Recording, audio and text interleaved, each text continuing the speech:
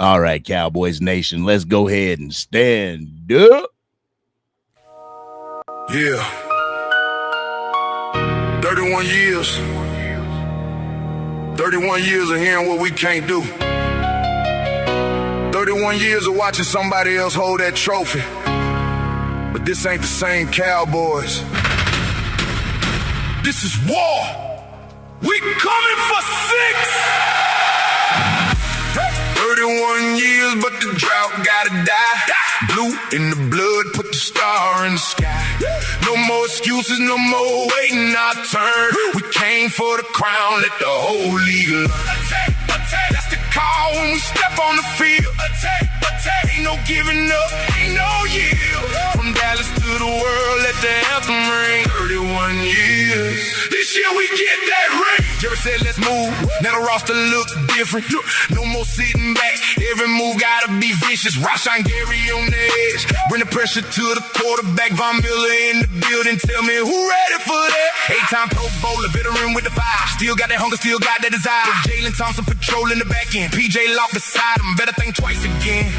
Deron Bland with the vision, Kobe ready to strike. Defense ain't asking, we taking what we like. Every single snap gotta feel like the last. Put the pedal to the floor, ain't nobody hitting the brakes. And when Dak drops back, you already know the deal. CD on the outside, George Pickens with the steal. Javonte in the backfield, running straight through the smoke. This ain't entertainment. This is war for the stars. We ain't scared of nobody. We ain't ducking no smoke. If you want the crown, come take it. But understand one thing, we ain't giving it back. Oh, 31 years, but the drought gotta die. Blue in the blood, put the star in the sky. No more excuses, no more waiting our turn. We came for the crown, let the whole league learn. That's the call when we step on the field. Ain't no giving up, ain't no yield. From Dallas to the world, let the anthem ring. 31 years. This year we get that. They said Dallas can't handle the pressure. BET. They said Dallas ain't ready. BET. They said the drought too long. We ain't forgetting it. Every playoff loss put another brick in the wall. Every headline doubted us. We remember it all. Every fan that stayed when the whole world laughed. Every Sunday heartbreak, now we turn that pain into gas. Gotta got the keys, now it's time to drive. Aggressive on the field, keep the pressure alive. Don't play not to lose, play like champions do. When you get that leg kick coming through. No mercy in December, no fear in January. When the lights get bright, we get legendary. From AT&T to Arlington, hit the whole place shake. When that star hit the helmet, know it's time to create. Who got the star? We got the star. We got the fire. We got the fire. Who wants the six? We want the six. How long we waited? 31 years. What time is it? Cowboys time. What's the mission? Finish the job. Let's go. Off the edge, let the quarterbacks panic. Blue and silver storm coming, this ain't cinematic. Hit him in the mouth and we line up again. 4 quarters of aggression, let the battle begin. Pickens going up, Ziggy making a miss. Dak throwing lasers over, filling the wrist. Defense getting nasty, offense turning explosive. Every game a statement, every win getting closer. No more maybe, no more next year, no more what if. We are here. 31 years of frustration in the review. Now every Cowboy got one thing they gotta do. Win, win, win. Win for the fans, win for the star, win for the ones who remember exactly how long it's been. And when January comes, don't blink. 31 years, but the drought gotta die. Raise that star up, let it shine through the sky. No more excuses, no more waiting our turn. We came for the crown, let the whole league learn. We bring the pressure all night. We came to put up a fight. From the first kick off till the final drive. Cowboys Nation, we're alive. 31 years, we've been waiting. 31 years, now we take it. 31 years, let the drought in here.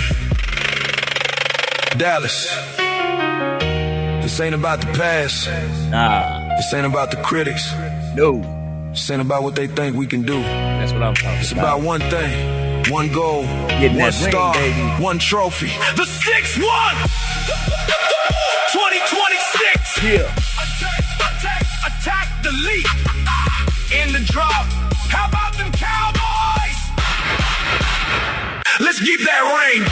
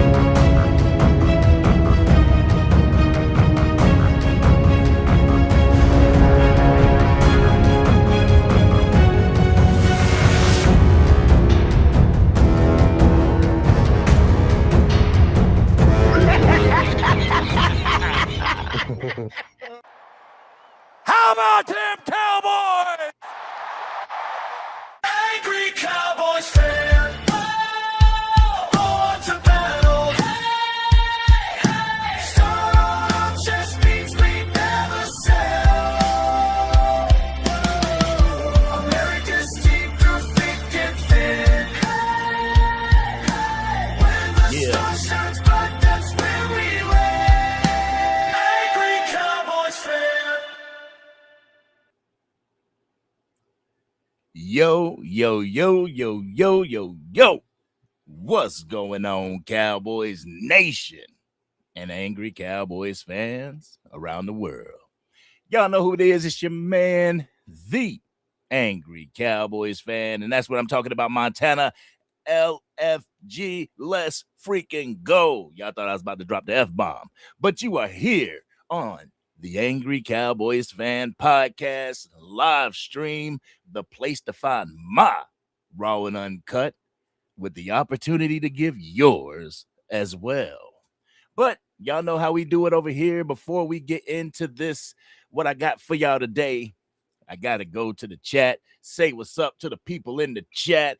Yo, Jeremy Betts in the house. First one in the house. What's going on with you, brother? We got Oscar in the building. What's going on, Oscar? We got Scott in the building. Yo, Force Calibration in the house. Miss Matrix, good evening, ma'am. Hopefully everybody's evening is going well. And we got John Simon in the building. What's going on with you, John? Yeah, you're right. He said, my Knicks finally won it all after a worse drought. Now it's time for Dallas to do it. And we got Montana 808 Beach in the house. That's what I'm talking about. It's good to see y'all. It's good to see everybody up in here rocking with the Angry Cowboys fan. Yo, I appreciate it. Like Jay-Z said, y'all could be anywhere in the world, but you're here with me. And I appreciate that.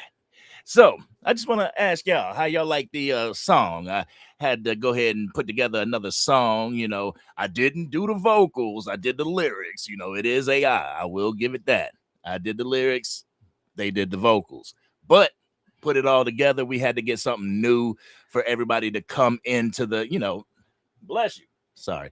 For everybody to come into the, the chat and for the chat to fill up a little bit. So that's why you got the music and the countdown at the beginning. I don't want y'all to think that, we just here listening to music. No, we just want the chat to fill up a little bit. If we start prompt and right off, then, I'll be talking to one person until people start to come in. But that song is called 31 Years, if you didn't know. 31 years of the Dallas. Well, we're going into 31 years for the Dallas Cowboys drought, and we trying to end that mofo. If it ain't this year, we're trying to end it next year. That's what we talking about. Yo, Blue Virus in the house. What's going on with you? Yo, I believe Blue Virus has a live that's going to be happening 10 o'clock tonight. Y'all make sure you go over, check him out. Check out his YouTube channel. He's a dope, solid brother right there. I appreciate everything that you do, sir. All right, we got Doomsday Cowboys in the house. Hey, Tyrone Church in the building. What's going on with you, brother? What's going on with you? But, I just wanted to bring y'all to the Angry Cowboys Fan Podcast just to talk about a few things. And the first thing that I want to talk about is the Dallas Cowboys versus the New Orleans Saints joint practice fights. All right, Cowboys Nation, if y'all haven't watched the video that I just put out, I put it out about a couple hours ago. I spoke about the whole joint practice when it came to the fighting and stuff like that. It was double-digit fighting out in Oxnard. I mean, come on. You had the New Orleans Saints who are guests. You coming up to Oxnard, you are guest here. I don't give a damn if your coach is Kellen Moore. Kellen Moore ain't been the coach for the Dallas Cowboys in years, so you are a guest coming to Oxnard. You don't act like that. Real talk. You don't act like that. You go ahead and you just wipe your feet off and be a respectable guest in our house. But no, that ain't what the Saints did. The Saints came and players were wearing different numbers than the number that they were assigned. Some players out there playing in shirts that ain't got no numbers on it, just black shirts. Like, y'all ain't respecting what's going on here. Y'all ain't respecting this joint practice. And then when we get down to the meat and potatoes of it, the 11 on 11, y'all want to bring people to the ground. Y'all want to tackle people. Like, yo, come on. Come on. You just can't be doing that. You know what I'm saying? CZ in the building. What's going on with you, CZ? How you doing? How you doing? Justin Harris is in the building. Appreciate y'all coming over and, showing your man some love and some support. I appreciate that. But that ain't how you act, Cowboys Nation. And I ain't telling y'all nothing that y'all don't know. That ain't how you act whenever you come to somebody's house. You are a guest here. So what you need to do is come in and play the game accordingly. But nah, the New Orleans Saints didn't have that on their agenda. And every time they play us, whether it's in the preseason or in the regular season, they never have an honest game on their agenda. They don't fight fair. You know what I'm saying? They don't play football fair. So we thought we was going to be we thought we was going to go in there and be the bigger men on campus and, just handle the joint practice like we handled the joint practice with the LA Rams. No, the Saints had a different agenda. And so we had to, unfortunately, match their energy out there. There was a scuffle where Dak Prescott was caught in the middle of it. And it's like, yo, this is the quarterback. You can't put your hands on the quarterback. You know what I'm saying? So why is he in the middle of it? I mean, I know being the leader and everything, you want to try to break stuff up. But at the same time, y'all got to show a little bit of respect. So it's not this week. It's not this week that we see them in the preseason because we see the Arizona Cardinals in Arizona, I believe, this coming Saturday. But the last preseason game of the year, that is the New Orleans Saints. And whenever we play that game, send your third string in there and have them rough them the hell up. Have them just ruffle their feathers the whole game, just destroy them. They wanted to act this way in the joint practice, bring that to the field. But what I don't need you to bring to the field, Donovan Ezeraku, what I don't need you to bring to the field, Kalen Carson, is grabbing people by the face mask, trying to rip helmets off, trying to, square up and get your shots off. No, as soon as you swing, that's it for you. Especially, it might just be the preseason, but guess what? They gonna hold that against you. You know what I'm saying? My nose itching. Damn. They gonna hold that against you, and when they hold that against you, they are going to suspend you. We can't afford for Donovan Ezeraku to be suspended. I mean, to keep it a buck, like I said before, person that might be a casualty, a camp casualty, Kalen Carson's. Those fights aren't helping you out, brother. They're not going to help you out to secure a spot on this 53-man roster, especially when the only thing that you could contribute is a couple of penalties in the first preseason game and then a pass breakup. Other than that, bro, the only thing that you're doing is bringing that type of dog mentality to it's on site. I like the mentality, but at the same time, you can whoop these guys out on the field without grabbing a face mask or without throwing a punch. I mean, I've seen a number of talking heads. They talked on the situation. I released a video with Get Up talking about the situation, but everybody said, excuse me, jeez. Everybody said that, what you want to do is you want to do this out on the field. Hold on a second, guys. Hold on a second. I think I'm coming down with something. But anyway, you want to do this out on the field. You know what I'm saying? You don't want to, excuse me. You don't want to get into a fight. The fight that you need to do is you need to bring your game and beat them that way, because ain't nothing more humiliating than to get beat out on that scoreboard, to get dog walked out on that scoreboard. Excuse me. If they wasn't so much assholes, I put the first team out there and just dog walk them the whole game. But I know they're going to be out there trying to hurt people. So I don't want anybody that's going to be starting for the Dallas Cowboys to play in that New Orleans Saints preseason game. Nope. Hey. Yeah, I don't want none of our starters to play that way.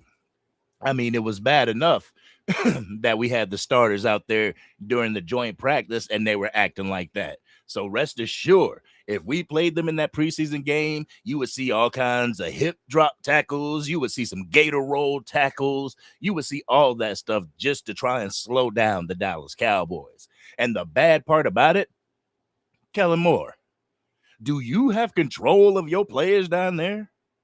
Do you have control of your guys down there, or are the inmates running the damn prison? That's what I want to know. Because it looked like from this vantage point, obviously I'm not out in Oxnard, so I wouldn't be able to really dive into it. But from my vantage point, it looked like you ain't got no control over your guys. And just imagine, excuse me, just imagine if Kellen Moore was the head coach for the Dallas Cowboys and we didn't go with Brian Schottenheimer or anything. Just imagine. Dang, boy. I don't know if it's the pollen or whatever, but it got me coughing. But just imagine if Kellen Moore was the coach to the Dallas Cowboys. We would look like that. We will look like we ain't got no damn sense. Like we don't have any discipline or anything like that. And you're really going to see it during the season when Kellen Moore loses control of the wheel and everybody out there just playing for themselves. I ain't trying to have that for the Dallas Cowboys. So I feel like the Cowboys made the best decision that they could. And that was Brian Schottenheimer. And in his first year, Brian Schottenheimer had that offense humming. Clayton Adams, first year, had the offense humming. So we're looking to see Christian Parker do that for our defense as well. But Kellen Moore, New Orleans Saints, if you ever watch this, get control of your damn players. Real talk. You shouldn't have one of these men child out there, throwing Cowboys helmets like they ain't got no damn sense. Come on, bro. How you gonna do that?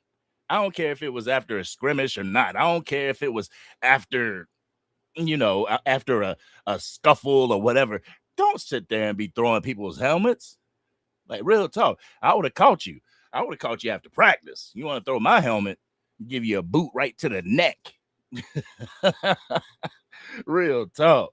But Kellen Moore, get control of your dudes. Real talk, get control of your dudes because they gonna swing on the wrong one. I mean, they swung on the wrong one when it came to Donovan Ezeraku. And Donovan Ezeraku, he dropped back, he put it up, he was ready to go. Took a couple of swings.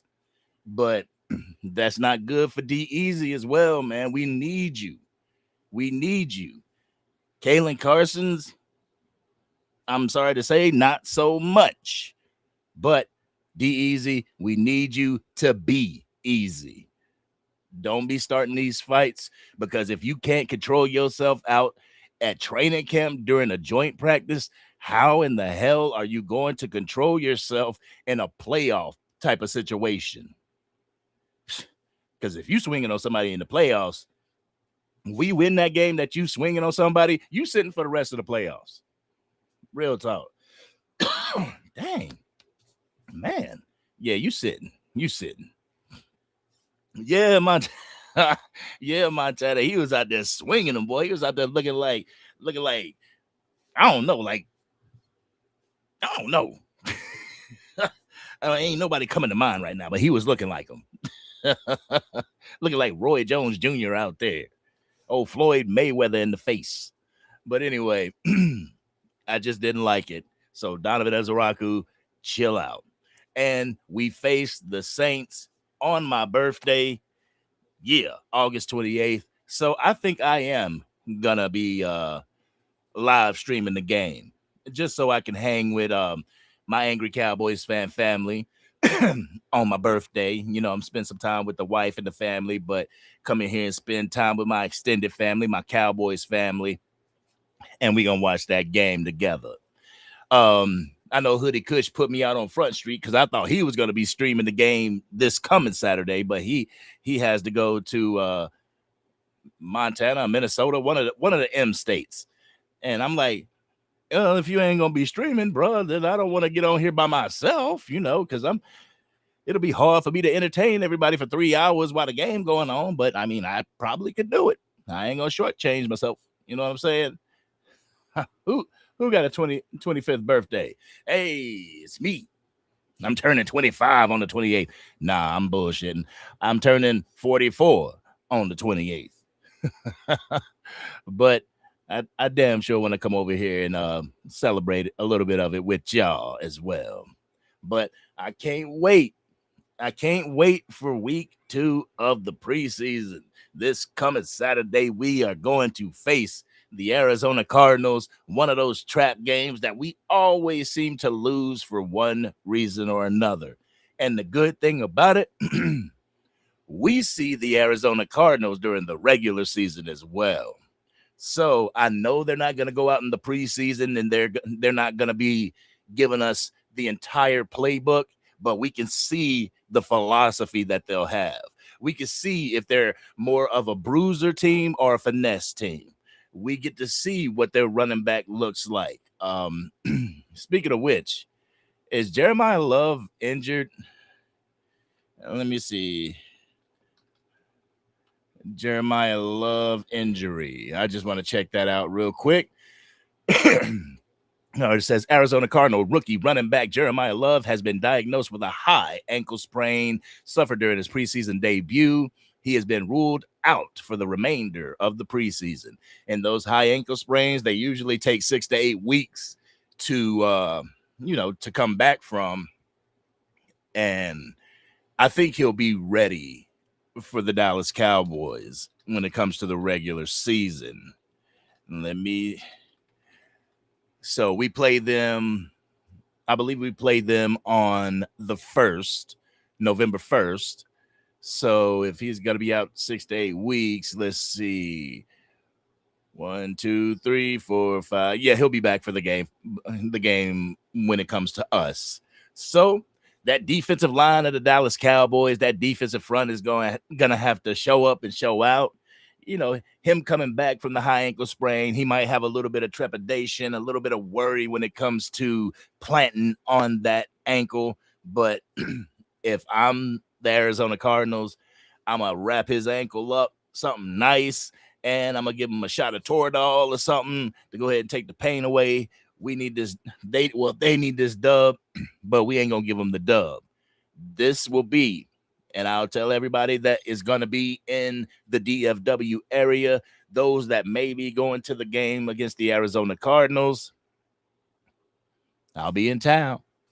I will be in Arlington, Texas on that day. So if you want to rock with your man or anything like that, y'all let me know. Follow me over on X, TikTok, Instagram. Hit me up in my DMs and let me know if you want to chill, if you want to, pull up to the game and, we can conversate back and forth before the game because I'm trying to be at the game. The game starts at 12 o'clock Texas time, Dallas time. So I'm trying to be at the game at about 10. I want to be there early so I can see who I need to see, so I can introduce myself to Brian Broaddus, because the last time I was at the game, Brian Broaddus and them were outside. So I'd like to introduce myself to 105.3 The Fan and Brian Broaddus and everybody that's over there. But if you are going to be in the building, y'all let me know. I believe the homie Hoodie Kush is going to be coming too, and I believe the homie Sports Junkie will be coming as well. I mean, the last time I checked, he was going to be coming to that game as well. So we are going to be in the building, y'all, just to let y'all know. But let me go ahead and go to the chat real quick, see what y'all talking about. What y'all talking about up in here? All right, let me go back real quick. Oh, Lord, John Sam said something about taints. I call them the taints. They're not quite an asshole, but next to the closest thing. The New Orleans Taints. I like it. We can add to that one. John Sam came up with the name of the New Orleans Taints.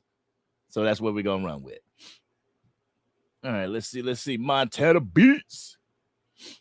Justin, man, them Saints was getting whooped, so they started fighting. Yeah, you know what the old saying is: if you can't beat them up. If you can't beat them out on the football field, the basketball court, beat them up, literally.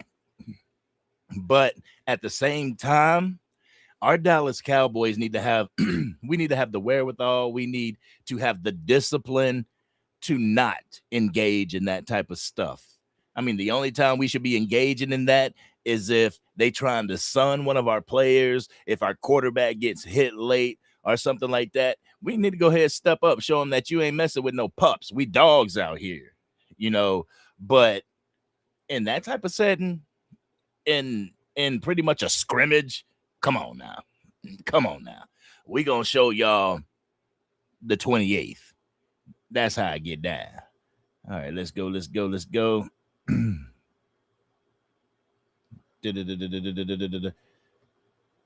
see.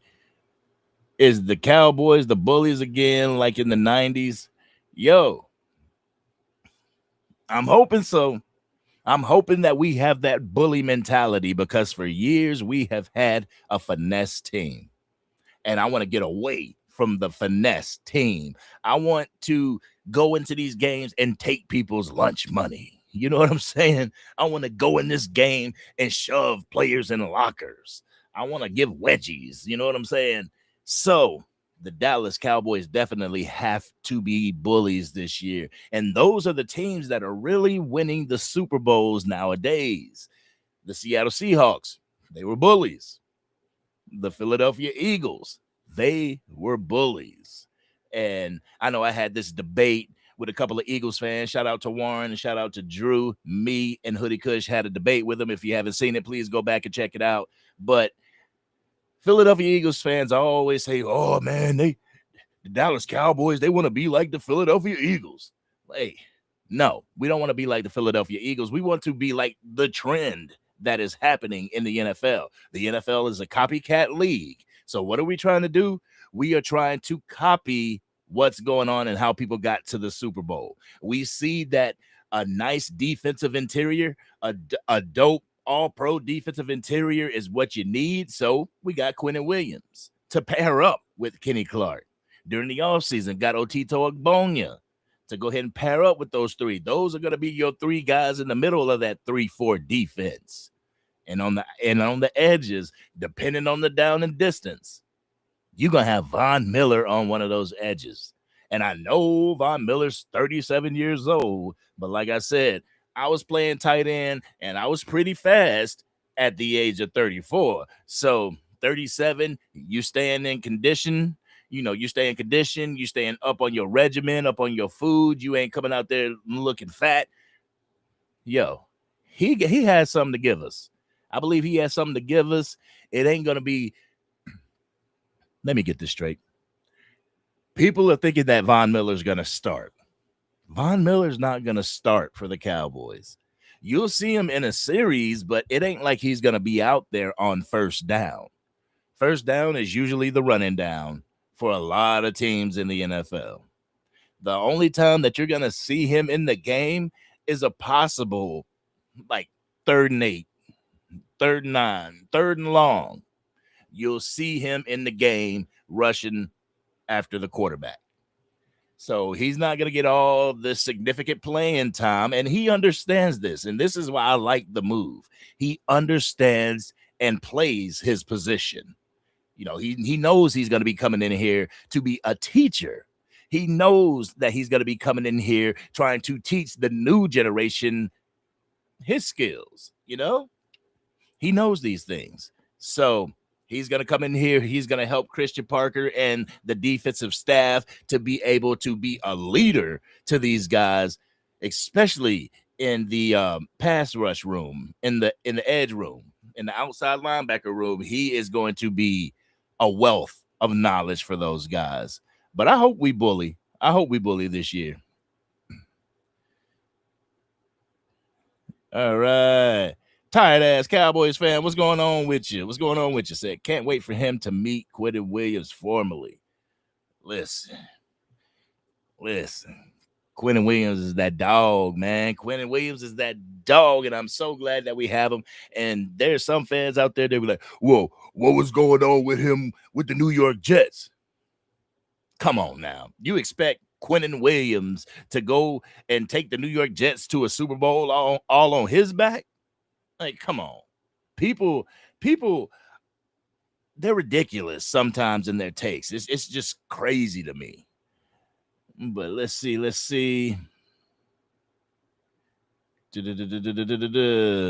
John Sam said, Sport Junkie need to stop through here.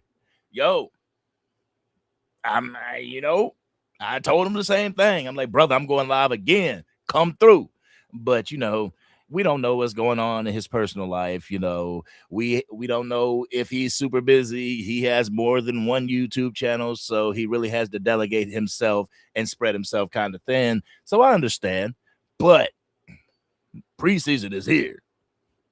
Come on through, bro. Come on through. All right, and I ain't gonna shortchange y'all. I'm gonna put the link in the chat because I want to hear everybody's raw and uncut when it comes to the topics that I'm talking about. Because this channel is mine, but it is just as much as yours too. So I definitely want to hear your guys' raw and uncut. All right, Willie says, Angry Cowboys fan, what if our next move is WAG? Bobby Wagner. I mean, there's your green dot right there. There's your green dot, the one that can hover over the center, that can play that mug in the middle with a DeMarvion Overshown. Because let's say you got Bobby Wagner in there with DeMarvion Overshown, or Bobby Wagner in there with a Jay Sean Barham. You got Jay Sean Barham and DeMarvion Overshown who can fly sideline to sideline. And I know there's a number of people that say, well, Bobby Wagner has a problem in coverage. That's why you play him on rundowns. That's why you play him to stop the run. You have Von Miller and B-Wag on the team. Like, I know it's not Max Crosby. I know it's not Myles Garrett, but damn. That's more veteran presence. That's more all-pro, Pro Bowls, former Super Bowl champion presence. We need that. We need that on the team, Cowboys Nation. So I wouldn't be opposed to it, especially if you're not finding the real piece that you need, but you feel that Bobby Wagner can make a dent in that linebacker room. Yeah. Go ahead, bring him in for a cup of coffee. Go ahead, bring him in maybe for the vet minimum or a little bit more. Because is he still a free agent? Let me check it out. Or do we have to trade for him? Let me see. Is Bobby Wagner a free agent? Yes, veteran linebacker Bobby Wagner is currently an unrestricted free agent. So we ain't got to spend no draft capital for him. We ain't got to go all into these bidding wars to try and get Bobby Wagner. He's a free agent, and from the looks of it, ain't nobody, bit on the line. So let's go ahead. Bring him in for a cup of coffee. I kind of looked at the salary cap, and I look at it again. What's the Cowboys salary cap? All right, the Dallas Cowboys, they operate under the 2026 NFL salary cap ceiling. Yeah. They hold roughly $18.1 to $19.3 million in active team cap salary cap space. Damn, I'm over here. My dyslexia kicking in like a mofo. So right now we got between 18.1 and 19.3. You can bring a few players in with that, or you can bring a couple dogs with that. But what I feel is going to happen if they don't bring a Bobby Wagner to the team right now, they're going to hold on to that salary cap money that we have, and they're going to wait until the trade deadline to see if we need to acquire somebody somewhere, if we need to acquire another cornerback, if we need to acquire another tackle, whether left or right. We may need some tender loving care when it comes to the tackle position. So I believe that they're strategically holding on to that 18.1 or 19.3, whatever it is, wherever it falls. They're strategically holding on to that so that we can make moves before the trade deadline. And also, if we have a winning record before the trade deadline, but we still see a little bit of inefficiencies in a spot, I hope Jerry and Stephen Jones don't hesitate to go to Christian Parker and be like, hey, what do you need in this spot? Tell me what kind of player you need, and will this player fit, or will that player fit? Will we need to spend some of that future draft capital that we have? Because next season we got a first, a second, a third, a sixth, and a seventh. So we ain't got a fourth and a fifth. So do you use a second round pick to go get somebody? Do you use the first and the second round to go pick up a Max Crosby? The more I think about the Max Crosby, the more I kind of lean to that. I'm kind of on the train. I haven't drank the entire pitcher of Kool-Aid, but I understand that if Max Crosby were to come to this team, just imagine a 3-4 setup with Max Crosby as one of your outside linebackers, one of your edge rushers with Rashawn Gary, or Max Crosby with a Von Miller on a pass down. Your quarterback better watch the hell out. Real talk. Hey, Rolando Rodriguez, what's going on with you? Angry, what's up from South Texas? Cheers. Go Cowboys. Cheers. Yeah, my wife bought me this. It says, can you see it? Number one Pops. Yeah, that's what my grandkids call me. They call me Pops. So when we saw that, it was off to the races. But let's see, John. I want another Eric Williams out there. That was a bully. Absolutely. We need bullies to play. Oh, yo, he in the building. Yeah, y'all see him right there. He in the building. What's going on with your sports junkie in the mother house? That's what I'm talking about. It's good to see you, brother. Like I was telling them and everything, everybody was asking about you. I was like, man, we're kind of spreading them thin. He got more than one channel going, and we got the family. So Sports Junkie will come in when Sports Junkie want to come in, and we welcome them. We welcome you with open arms, my friend. I'm gonna put the link in the chat if you want to come up and holler at your boy. You know what I'm saying? So let me see. Let me go ahead and copy this out. I'm gonna copy this out. Put the link in the chat. All right. Yeah, look at it. He's back. Yeah. All right. So, all right, there you go, guys. The link is in the chat. If you want to come up, give your raw and uncut as I'm going through the things that I got to talk about, then by all means, come on up, give your raw and uncut. All right, Mr. Mojo said, I got to go, fam. I have to drive back home, but God bless y'all. Hey, God bless you as well. Hey, safe travels. Yo, get home safely, brother. Appreciate you. Be safe out there. Yeah. Oh, Hoodie Kush in the building as well. The brother Hoodie Kush. He chilling with us at work. Don't get caught now, Kush. JVB boy in the house. What's going on with you, brother? What's going on with you? Got the league commander in the building. All right, we got Montana 808 Beats in the house. What's going on with you, brother? Montana. Can you hear me? Hold on, let me turn up my stuff because I can't hear you too good. All right, go ahead. What's going on? Oh, man, you know what it is. Can't wait for the regular season to jump off so we can root on our Dallas Cowboys, man. What's going on with you?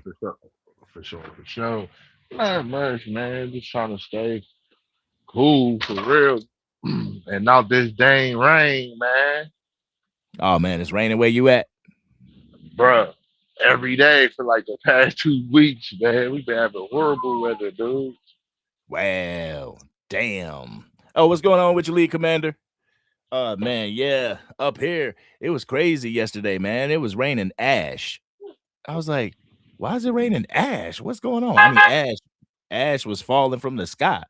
But apparently, I live near Canada, so Canada's having wildfires, so that's where all the ash is coming from. It was kind of crazy. Are you But in the East Coast or in the yes, sir. Midwest? I'm in the Are East you in the Coast. East Coast? Yes, Ah, sir. okay, okay, yeah, shit. We ours passed though. We had that issue not too long ago. I want to say like 3 weeks ago, but these past like week, we done had tornadoes come through Ohio or whatnot. Ooh. Ooh, yeah. See, Mhm. I can't mess with them states like Ohio, But Missouri. but it's not regular here though. That's not a thing that well not in Columbus. That's not a thing. Right. That's not a thing at all. So to see trees, contort and twisted up and warped, houses lifted up from their foundation, to see stuff like that, that's not No. normal in Columbus. You know what I mean? So like in certain parts in Ohio, yeah, and like the plain fields or whatever, like Plain City and stuff like that. Oh yeah, Amish town and stuff like that. Yeah, for sure, they get it all the time. But in major cities like Cincinnati, Dayton, Columbus, and Cleveland, hell no, that's not normal. Cleveland. Yeah, I'm huge Bone Thugs and Harmony fan. I want to go up to Cleveland just to see E 1999. Oh yeah, it did change. It did change, bro. Like it up there, it's like gentrified. So when you see it, you won't recognize from pictures or whatnot from years ago. Like Right. you know what I mean? Like even they stadium is moving, so they about to get a dome. So with them about to get a dome, they're not even about to sit on the water no more. So they don't have that lake effect going against other teams no more. That's good. That's good. And honestly, to keep it a buck, man, I think every team in the league, especially if you up north, should have a dome and should be. Well, even high schools is getting domes now out here in Columbus. Whew, So like Ohio State is about to get a dome next. whew, dang. Yeah, because we now got approved to play all year round. So like that's why you starting to get in college home and homes. So like this next year, Alabama comes to Columbus Mm. in the cold though. So they come play a night game in the cold. They Oh, where'd you go, bro? You fell off into the matrix. Uh, all right, all right. I'm hearing something. all right, I'm back. There we My go. bad. Yeah, I had got a call. I had got a call. Oh, Hmm. tell him I said what's Nah, up. it's spam calls, man. You know how it is. Oh, I hate him. But nah, I though, hate him. what I was saying in the chat, and I was telling Saint fans, I was like, bro, at every joint practice, y'all been fighting. So obviously, y'all coach is not respected, and not only that, y'all must be losing. It don't matter if y'all scored or have a good run here or a good pass here. Y'all losing on the scoreboard, so y'all getting fed up. Yep. I know how it is. I played the game. I know. So like I've been in scrimmages where it's like, all right, bro, I'm not going, bro. I'm about to punch on this dude. Next time he say something crazy. Yeah. That's why, man, bro. That's why I be telling people I took the D2 route because I know, bro. If I was on stage, bright lights, dudes talking crazy, saying that N word. Oh. What? Oh. Because they do be saying that. Like I had a dude, man, in practice. It was one of the linemen, and he said something crazy. Country fed, corn fed, cornfield bread. You know how it go. And Buddy said something crazy. You know, oh, bro, I stepped on his foot and broke his toe. Woo. Then I elbowed him in his throat and lifted him on a blitz play. And and we weren't supposed to go 100%. Mm-hmm. Bro, I went 110. I'm not playing. Don't talk crazy. After that, he was just like, all right, bro, we not gonna play no more because now I gotta miss games. I'm missing, you know what I'm saying? At that time wasn't no NIL, so we weren't Yeah. getting paid, you know what I Yeah. mean? So yeah. Yeah. That's Hmm. the thing, man. Don't be writing no checks your ass can't cash.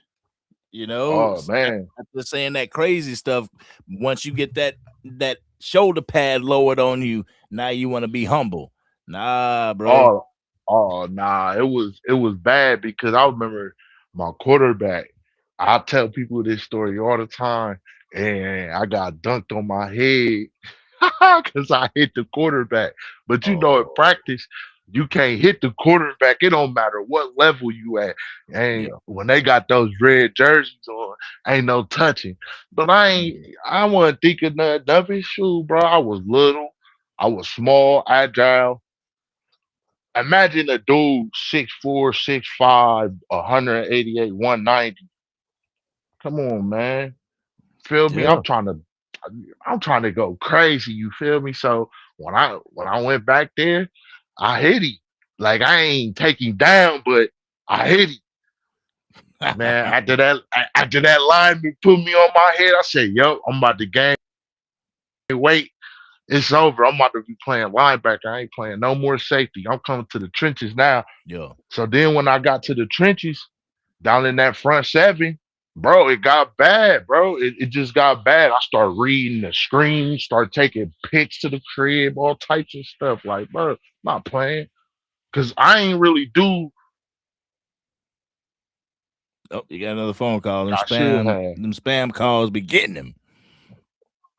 Yeah, they Every, coming. But yeah, I yeah. didn't do team workouts like I should have, like everybody else. I ain't do team workouts. I should have did team workouts, but I didn't. I was always in that film room watching film, getting the leg up on the next opponent. Cause Yeah. man, you gotta stay, bro. We weren't good at all. So you know, Yeah. I tried to get the leg Absolutely. up on my opponent. All right, bet they got this tight end, they got this running back. He pretty shifty, Mhm. woo woo woo. And I always got penalized for not doing the team workouts. I ain't care. But guess what? I was never fooled on that field. Never fooled because my Absolutely. IQ, bro. I stayed in that dang, you know what I mean, that film room. Yeah. Gotta stay in that film room. That's why I Get love when educated. y'all be doing the film breakdowns. Yeah, I'm going to get on the film breakdowns pretty soon. Oh, I I know might we have to just come back. I can't hear you. you can't hear me?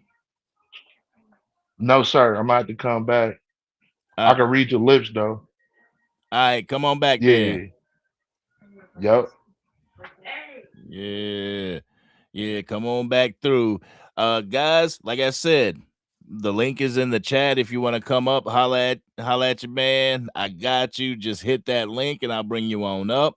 See Sports Junkie, everybody is happy to see you. Everybody happy to see you. Why don't you go ahead and hit that link so we can talk a little bit? You know? All right, let's see.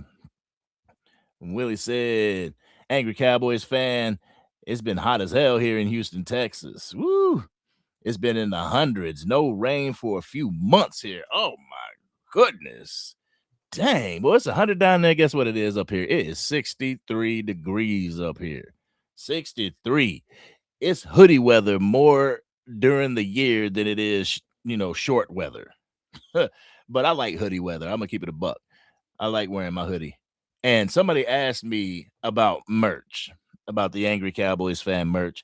Don't have any yet. Trying to find an outlet that is respectable in their prices and reputable in their you know, reputable site to go through to get some Angry Cowboys fan merch. But as soon as I get it, rest assured, I will let each and every one of y'all know because everybody's asking about that hoodie. And keep it a buck. my wife made that hoodie, and it pretty much cost like $60 to make. So we trying to get it down, the price down, so people ain't trying to spend $60 for an Angry Cowboys fan hoodie. I'm not trying to, hit y'all like that. Jeremy Betts. Prayers out to everyone in those areas that has been affected by disasters. By disasters, Earth going through some frequency changes and whatnot. So yeah, shout out to everybody that's having to deal with those type of situations, whether it's flooding, whether it's tornadoes, wildfires. Y'all in my heart and in my prayers. And I will definitely, at the end of the night when I pray, lift each and every one of y'all up. Absolutely. The one is in the building, said, "Go Cowboys." That's what I'm talking about. Go Cowboys. New house. What's good, Angry Cowboys fan? What's good with you? What's good with you? Oh, what's up, chat? That's what I'm talking about. We got Keystone in the building. Keystone Cowboy in the building. Like I said before, I said it last night on the smoke hour with myself and Hoodie Kush. If you ain't checked out the man Keystone, go over to his X account, go over to his YouTube page. The brother be spitting those hidden gems when it comes to the draft and everything. People, they'll be looking at, the name, but he will come to you with somebody that's in the fifth round, but could make a positive impact on your team. So the brother has knowledge when it comes to the college realm. He has knowledge when it comes to the NFL. So by all means, go check out Keystone Cowboy. The brother's off the chain. Let me see. Vinny in the building. What's going on with you, Vinny? What's going on with you? All right. Newhouse says 0 on the Saints was getting cooked all practice. He was trying to start fights. See, that's what we was talking about. Like, if you can't beat them up. And the Dallas Cowboys, they were able to get an interception on Dak in the red zone, kudos. But we was over there filleting them like fish. For real. We was over there filleting them, and they couldn't stand it. So they brought out the boxing gloves. But come the 28th, like I said, go ahead, put your third string out there, Cowboys, and just beat them the hell up. I'm talking about beat them up. We ain't got to win this preseason game. Just beat them up. They want to come to Oxnard acting stupid. Beat them up in that preseason game. Hey, Vinny said it's all good in New Jersey. That's what's up. I was going to be going to New Jersey, down to Newark, to fly out of Newark to go down to the DFW for that Arizona game, but they changed the flights on us, and my wife was like, "Nope, forget that. We going out of New York." Shoot, Miss Matrix, what's going on with you? All right, I know that ain't Montana. Yeah, Montana be coming up on here on the regular. And if you want to come up, the link is in the chat to come spit your raw and uncut. All right, we got Preston Taylor in the building. Mr. Angry, you ain't got to call me Mr. Guy. I mean, you just call me Angry, Angry defensive tackle Vita Vea just got paid by the Broncos $30 million for 1 year. Keep up the very good work, sir. $30 million for 1 year. That is crazy. Let me see. Vita Vea's contract. Vita Vea signs a 1 year extension and $30 million extension after trade requests. I want to see the extension reportedly includes $30 million guaranteed and will add $6 million to the $18 million. All right, let me click on that real quick. All right. Vita Vea's holding has come to an end. The two-time Pro Bowling defensive tackle came to terms on a 1 year, $30 million extension, according to ESPN. Veda is now signed through the 2027 season. The extension reportedly includes $30 million guaranteed and will add $6 million to the $18 million Vea was slated to earn in 2026 for a total of $24 million. Vea will also earn an additional $24 million in 2027. Like, were the Dallas Cowboys going to be able to afford a player like that? Whew, I don't think so. Woo, I don't think so. But it was a dream. It would have been a dream if we could have had Vita Vea in there with Kenny Clark and Quentin Williams. Real talk. But shout out to Vita Vea on your contract extension. That's what's up.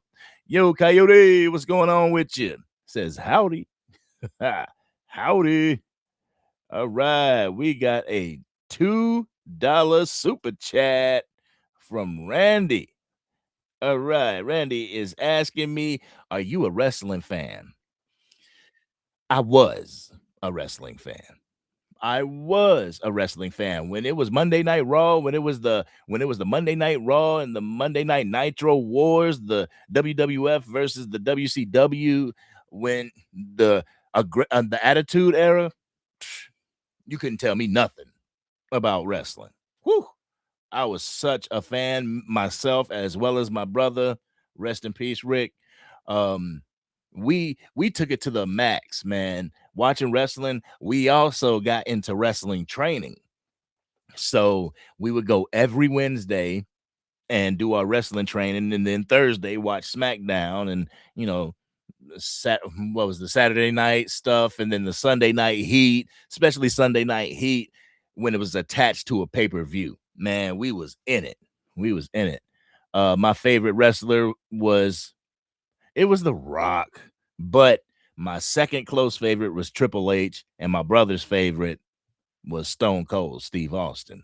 All right, we got somebody coming in, and y'all know who he is. He needs no introduction, but I'm gonna give him one anyway, because that's what I do. Got the homie, the brother from another mother, Cowboys brother, Hoodie Kush in the building. What's going on with you, Hoodie Kush? How you doing at work? Oh man, yeah, I'm still at work. I'm kind of stuffing my face right now, but I wanted to jump in, show some love. You know what I'm saying? What's the deal with everybody? How's everybody this evening? Oh man, we hanging in there, telling Randy that we appreciate him for the $2 super chat and the support for the Dallas Cowboys, as well as the Angry Cowboys Fan YouTube channel. Thank you very much. What was the topic of conversation? Because I, after doing lab work, I jumped on, saw you on. So, well, we were. I was just talking about. Preston Taylor told us that Vita Vea got signed to a 1-year contract extension. 1 year, $30 million. Guaranteed. Ain't no way the Cowboys was handling that. No.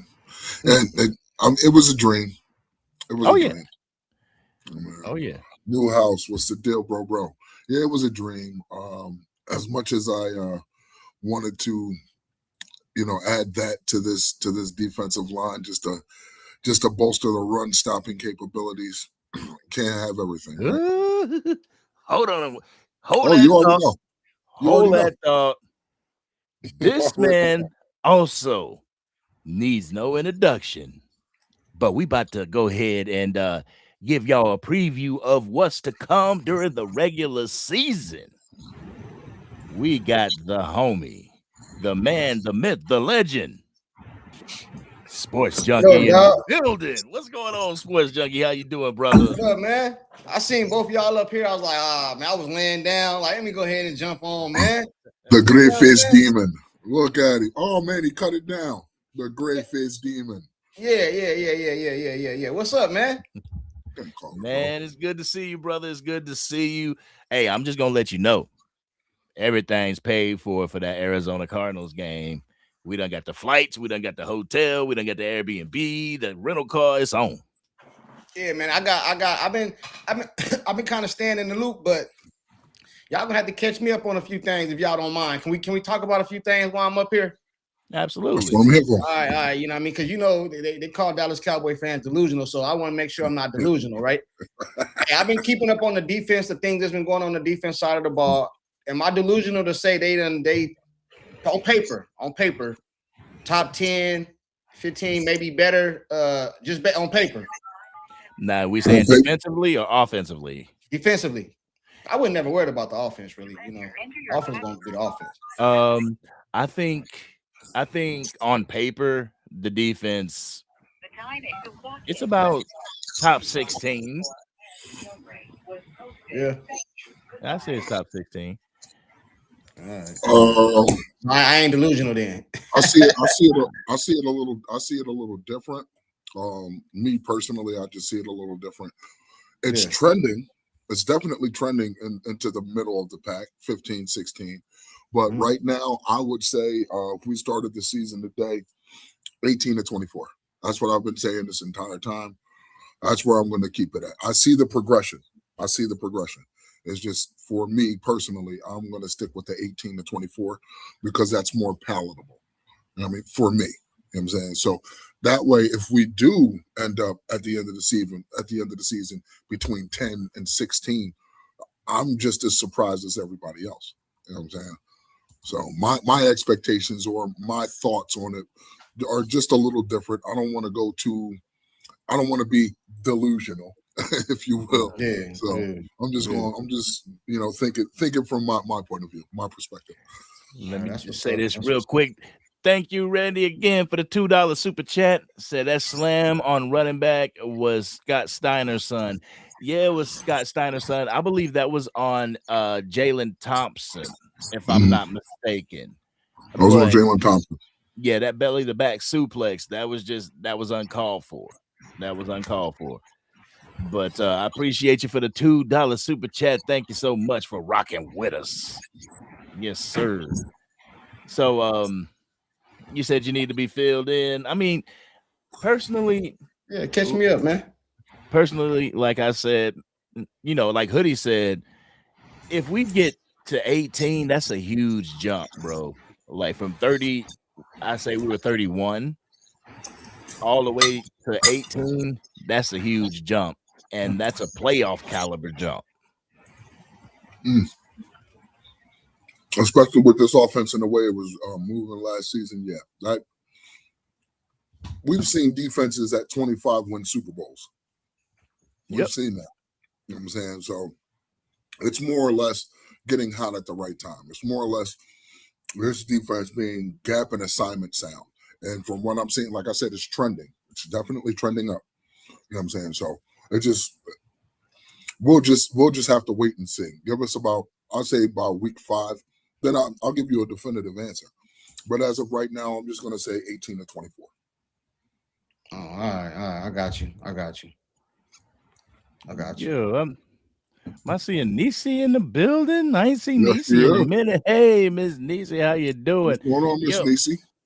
For some reason, my channel has been bugging out, and people that were moderators, they're losing their moderation.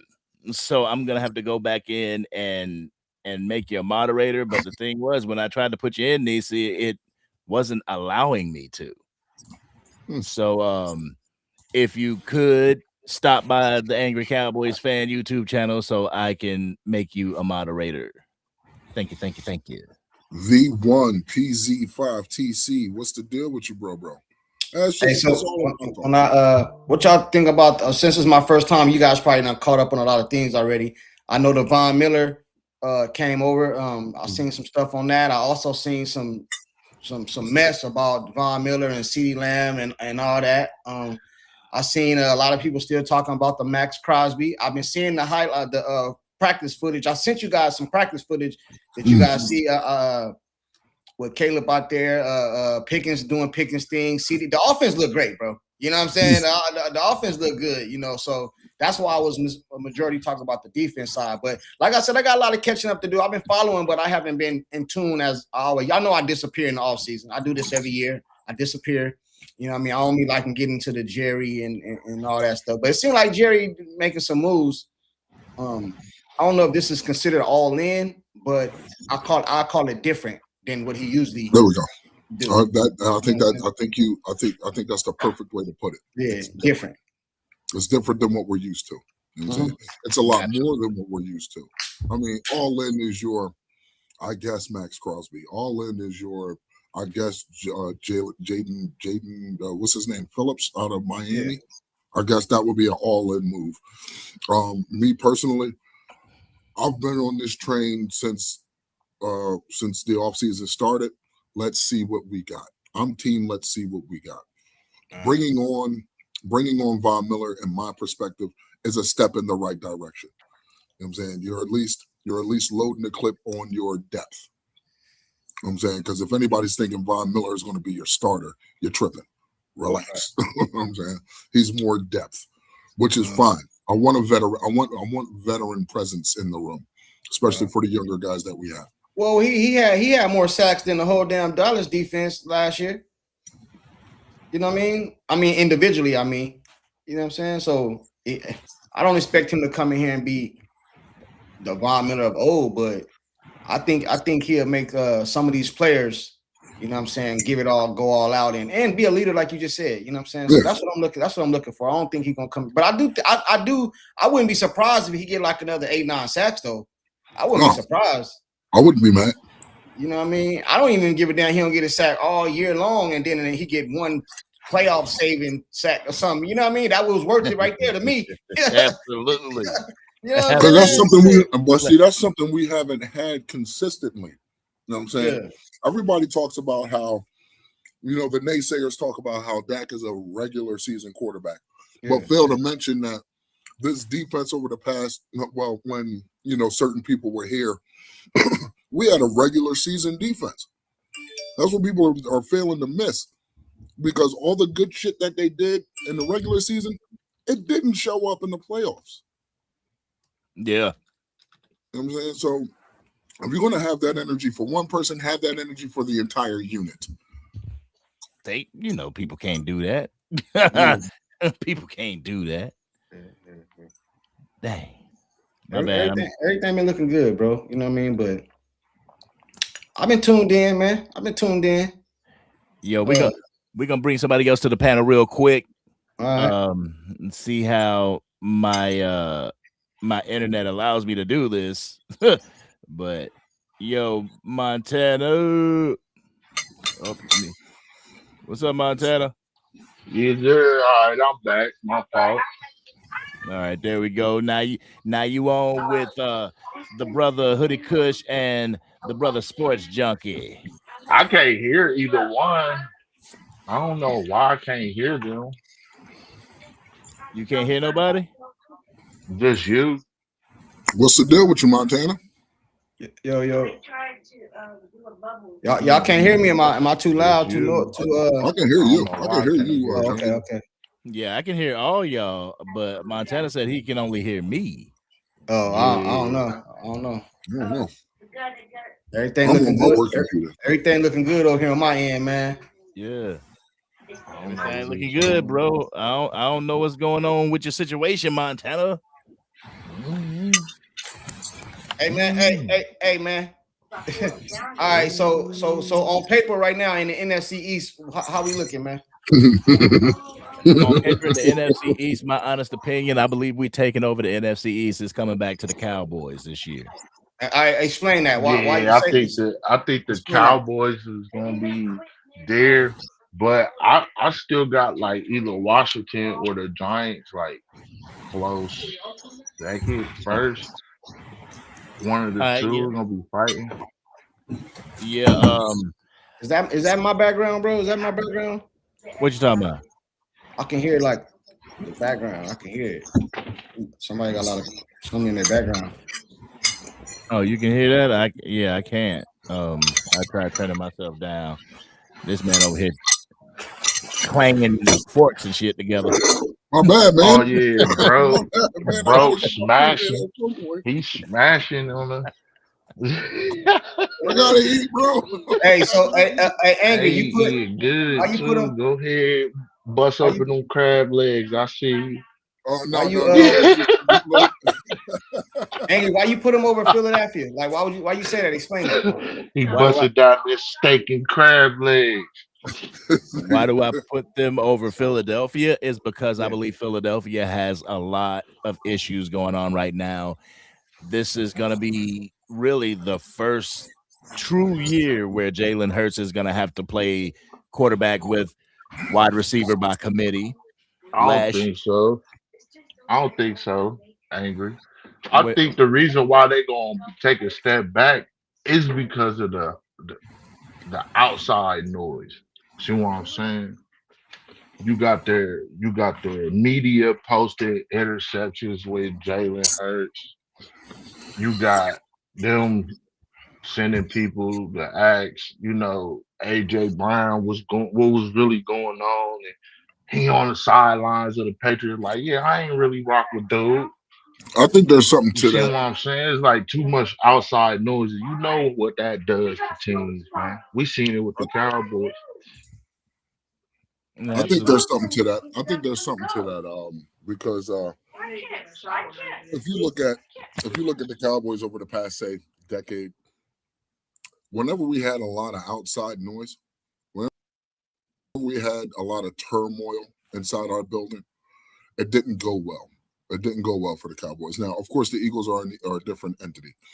I don't think it's so much the outside noise that's derailing the Philadelphia Eagles. I think it's just time that's going to derail the Philadelphia Eagles. And, every so often tides change. You know what I'm saying? And this is probably that time, or this is around that time where their time at the top has come to an end. Every team goes through it. Almost every team goes through it. If you're Cleveland, I feel bad for you. If you're the Jets, never.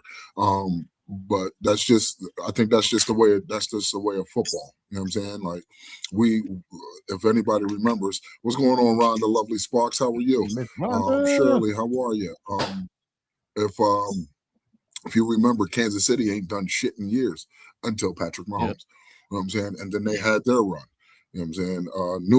New England started to be good, but that quickly died until Tom Brady took over, and you saw how he played.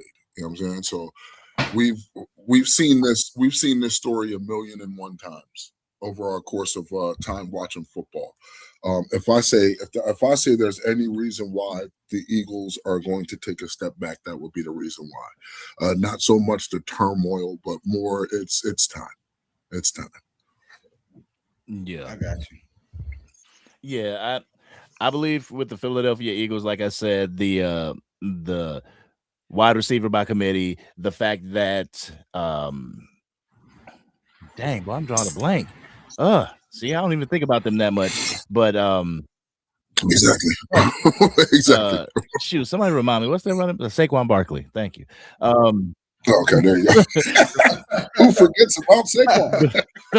The fact that Saquon Barkley took a step back last year, I don't think he's going to bounce back like he did in 2024. He may have 1,100 yards rushing, but we have the artillery to be able to slow that down. And the way we're constructed, definitely. The way we're constructed, and the fact that the defense was crap last year and we were able to hold him to 56 yards. Now we have a dope interior defensive front we got a dope defensive front as far as a defensive 7. So we'll be able to fill those gaps and hold him to minimal yardage. And the fact that AJ Brown, I don't give a damn what any Philadelphia Eagles fan tells you, AJ Brown is going to be missed in that lineup. So they could. I heard somebody say something about Dontavian Wicks today. One of my coworkers, he was like, "Oh, but Dontavian Wicks." I was like, "All right, well, I'm gonna die on this hill. You traded size for speed. Now, Dontavian Wicks is an X receiver, but he's on the smaller side of an X receiver. Will he give you the same production? Will he give you the same look? I understand it's, listening to, Warren and the Eagles, Drew, they believe that their offense is going to be unpredictable. I beg to differ. You're forcing your quarterback to have to actually play the quarterback position. You know what I'm saying? And we're going to find out if he's up to the task. We're going to find that out. Because if we remember his when he finally took over, they were looking like a shell of themselves. They had him actually playing the quarterback position until Nick Sirianni, or shall I say Dick Sirianni, figured out that this guy has legs. You know what I'm saying? And they ran the RPO. That changed the course of their season. Yeah, they made it to the playoffs. They went 9-7. They made it to the playoffs, lost to Tom Brady and Tampa Bay, and that was the end of that story. But that was the start of their heyday, if you will. That was the start of when they were really good. We can sit here and throw shade as much as we want, but let's be realistic about it. Like, Jalen Hurts being a dual threat quarterback is a dangerous prospect. The fact that your new OC is forcing you to play the quarterback position is what's going to tell the story of how good Jalen Hurts actually is as a quarterback. Yep. Yeah, so he gonna get tested this year. He gonna get tested. Like people say, if you the front office, what do you do? So you good? This what you rocking with this year? What changes you still trying to make, or like what's going on? Like what you thinking, man? It looks good, but if Jerry's doing what he's doing now, bringing in the Von Millers, making the trades for the Quinnen Williams, and signing the free agents that he normally wouldn't have signed in Jalen Thompson, I believe that even if it looks good, he'll want it to look better because Jerry himself is on the timeline. Jerry himself. Fuck the Cowboys. Fuck that Prescott. No. Jerry himself is on the timeline. Yeah, but they've been saying that for years, though, man. The timeline. So they've been saying Jerry came out. Mortality. No, but Jerry. Mortality. You said what? Mortality. He said, hey, so you guys didn't remember him saying that a couple years ago about his mortality and all that? He been saying this. This ain't new. But did he do anything that he was doing? Did he do anything then that he is doing now? I'm just saying, like, according to you guys right here, you guys are the GM. What changes are you making right now? What do you think we still need right now?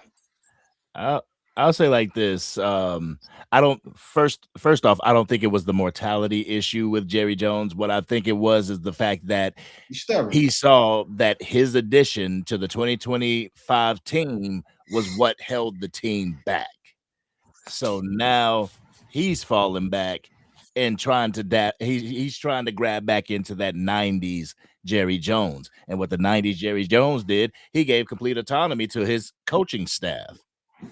So what he did with Jimmy Johnson. So you see him doing that a little bit more with Brian Schottenheimer and Christian Parker. I'm of the mindset that if Jerry sees a deficiency, I think at this juncture, judging from what he's done thus far this year in the offseason, he'll make another move. You know what I'm saying? I think he will. Me personally, I am team let's see what we have. We have from now until the trade deadline. So if we see something that ain't right and say we come out the gates we start off 5-3 in the first 8 games leading up to the trade deadline. If he feels as though there's something that can get us over the hump, I would think that he would do. I would think that he would do it. Judging from what he's done thus far. Go ahead, real quick, hey, Montana, what you got on this? So, because I got another person waiting in the back. All right, just to be short and sweet, man. I'm gonna just be real, man. I agree on everything y'all saying for real. Like, he is gonna have a lot to show, just because AJ was a nice chunk of that offense. Plus, that O line is getting old. A lot of people not talking about that. They still relying and thinking that's still their Super Bowl O line. I don't think it is. Because they already getting hurt in practice. So, like I said, it's a lot of outside noise going on with that team. So, I still got Dallas winning plentiful of games. A lot of people feel like, oh, well, this schedule is hard, but look, bro, I think Dallas is equipped enough. They showing, they strong enough to hold it down. So, I got Dallas winning the division. So other than that, man, I appreciate y'all having me on, excuse me. And y'all have a good night. Appreciate you, Montana, man. man, I appreciate you jumping on. Thank you for your knowledge, brother. And I agree with you. All right, so I'll holler at you later, my friend. Appreciate you. All right, there, bro. You be safe. All right, we about to bring somebody else on. He's actually he's an oldie but goodie. Yo, what's going on with you, Anthony? How you doing? What up, man? I remember, fam. What up, man? Oh man, your Can't mic hear ain't you. working and shit. Can't What's hear you. going on with you? Turn your mic on. Turn your mic on. Can't hear you. Can't hear you. Yeah, we can't hear you, brother. Oh, there we go. I'm back. I be hitting the button a little too much. It's Right. sensitive. What up, What's dog? up, man? How you y'all doing, doing, man? What's What good, up, man? Nugget? You know, you be MIA, man, but it's Hey, I go training MIA camp in rolling the- around. I go MIA in the off season, bro. You know, I don't feel be- it. Yeah, I feel I it, got other channels and stuff, man. Yeah, I go MIA, got you. man.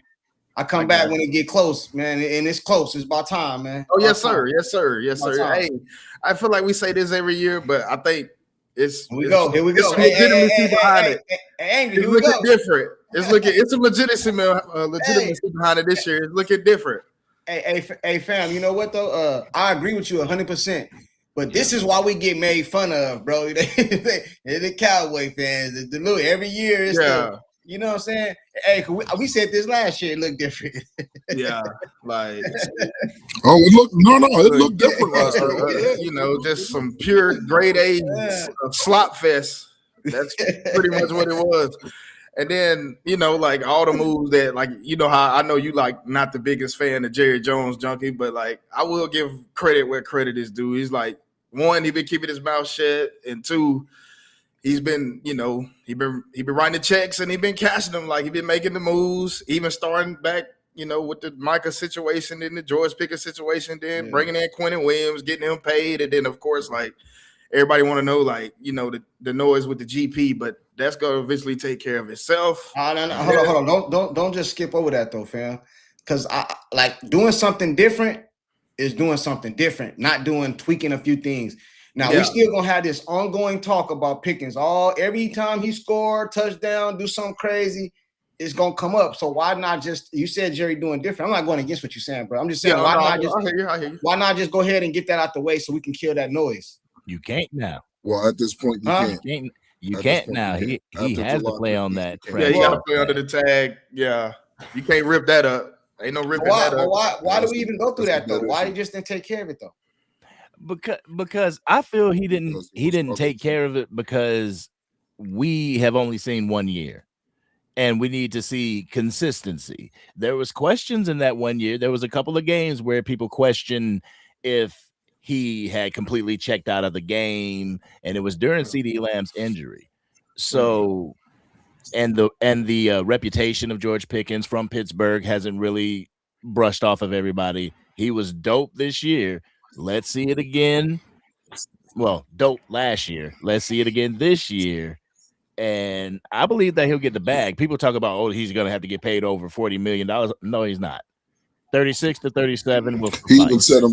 He even said himself, he's in the range of who just got paid, Chris Olave, $35 million, or maybe a little bit more. He's even almost a T. Higgins type of like that. What, 32, 33? I think he ain't taking that. He gonna want to get more, man.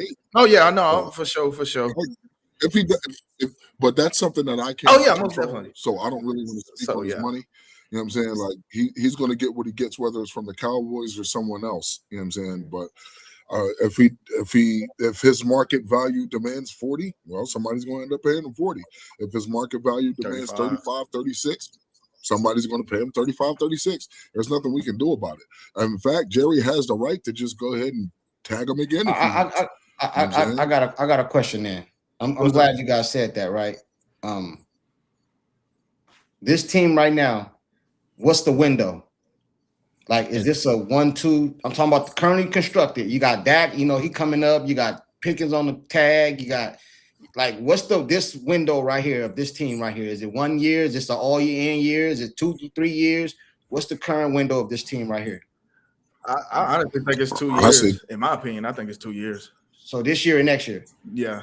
because you got it's some other teams around the league too. We just seen what who just brought who to where, so they also under the same type of microscope. Like, really got to get it done at least in a 2-year window with that quarterback, whom he's a little bit older than Dak. So they also have the same time. I would say the same timeline as the Cowboys. So like, I think it's a 2-year window as well for the Cowboys. Maybe even a third, depending on how you can take care of other players that need to get paid, like a Overshown and maybe like a Revel and things like that. Oh, my Some page of the offensive linemen is going to be due for contracts. So maybe you could say you could even add an extra year on top of that. So what I've been saying. Unfortunately, I'm not streaming from my page, so you won't be able to like and subscribe. But I will implore you, Sports Junkie, Angry, like, subscribe. You know what I'm saying? I'm pushing for them tonight. I'm just a guest this evening because I'm at work. But yeah. Hey, what you think? What you think? Hey, salute to Justice. Hey, appreciate the super chat, bro. He said, "Welcome back, Junkie." Appreciate you, man. Now, what was the question again? I'm sorry. The window, this current team window. They got Dak, they got CD, they got Pickens under the tag. You got Quinn Williams, you got Clark, Overshawn. Hopefully, he can stay healthy. We got the biggest thing. I don't know about y'all, but my biggest thing that I'm happy about is the new defensive coordinator, bro. He giving me good vibes. You know what I'm saying? That's what I'm really like. I want to see how he gonna do what he gonna do with the defense. But I was just asking, what's the window of the team currently constructed? With Dak, with the situation with Dak, 90% of the fan base damn near want him to be. But it's just like you see what Cleveland going through on a year in year out basis for like the last they came back in the league in 99, so for like 25, 26 years. Like, I don't want that. As much as Dak has flack as Dak has got, and even Romo, it's like the last 10 years we transitioned from Dak to Romo. We've been pretty constant at Romo to Dak, I should say. We've been pretty constant at quarterback besides some injuries to them too, but like they was holding it down enough, doing their part as much as they can. Now, obviously, it was some moments to where it's like, hey man, like, y'all tripping, but like, I don't want to go into a situation where every year, like, we trying to look for a quarterback every 2 to 3 years. But as far as like this team right now, with everybody, and hopefully everybody can stay healthy down the line, like I said, like they saying in the chat, it's at least a good 2 to 3 year window, honestly. Yeah. And then after that, you just blow it up, huh? Let me get this fucking. I'm sorry. Let me get this off the ground so I don't forget. Angry ain't changed. He's the same angry. Hey, he likes on the roll up, man. That's that. You on that Eagle pack? That's that Eagle pack. You like it up early? My memory sucks too. But I've been saying this ever since they hired Brian Schottenheimer. We are on the Schottenheimer window, and they signed him to a 4-year deal. So that's your 4-year window. Obviously, last year didn't go anywhere, so that's one of your years burnt up. That's an alibi. That's an alibi year, in my opinion. 3 years. You got 3 solid years, and the fact that you just hired Christian Parker, 2 solid years. I mean, because this year is definitely to see what we have to compete. I'm not saying we're not going to compete, but at the same time, the expectation of Christian Parker taking this defense from worst to anything in the top. You gotta be like, you don't have to be 85 Bears, 2,000 Ravens, 2,002 Bucks. You just don't need to be as bad as you was these last. You need to be years. 30, huh? You don't need to be 30. Yeah, you just if you can just be middle of the pack and let the offense at least give you a 2-possession cushion, and y'all just go back out there and get after the quarterback or whatever the team's strong suit is, you'll be all right. Like, you ain't gotta be all world. Now, if they end up being all world, obviously you're gonna take that. But if you let this offense do what they do and put them in situations to put up points, and you just go out here and like you get 2 to 3 stops, game in, game out, you're gonna be in a good situation. Like when you need them stops, not just like you get a stop here in the first quarter, then late in the game, like you didn't, saying, hey, you're not holding up your end of the deal. But yeah, so it's things like that, and then you bringing in a Von Miller who can mentor the young guys, be a nice depth piece, play like 35, 40% of the snap. Probably can get you between 8 to 12 sacks. He had 9.5 last year in Washington. So like I say he can do that again out here under this scheme. So it's things like that really can just go on with this team. And then as far as like maybe filling another void, maybe at linebacker, because it seems like another linebacker probably would help. But we got some of these guys stepping up. Like, what are we gonna put Leo Fowl? Is he gonna be back on the outside? Is he gonna be on the inside? What's my guy Barham? What he gonna do? Like, you got a Justin Barron. Will he make the roster?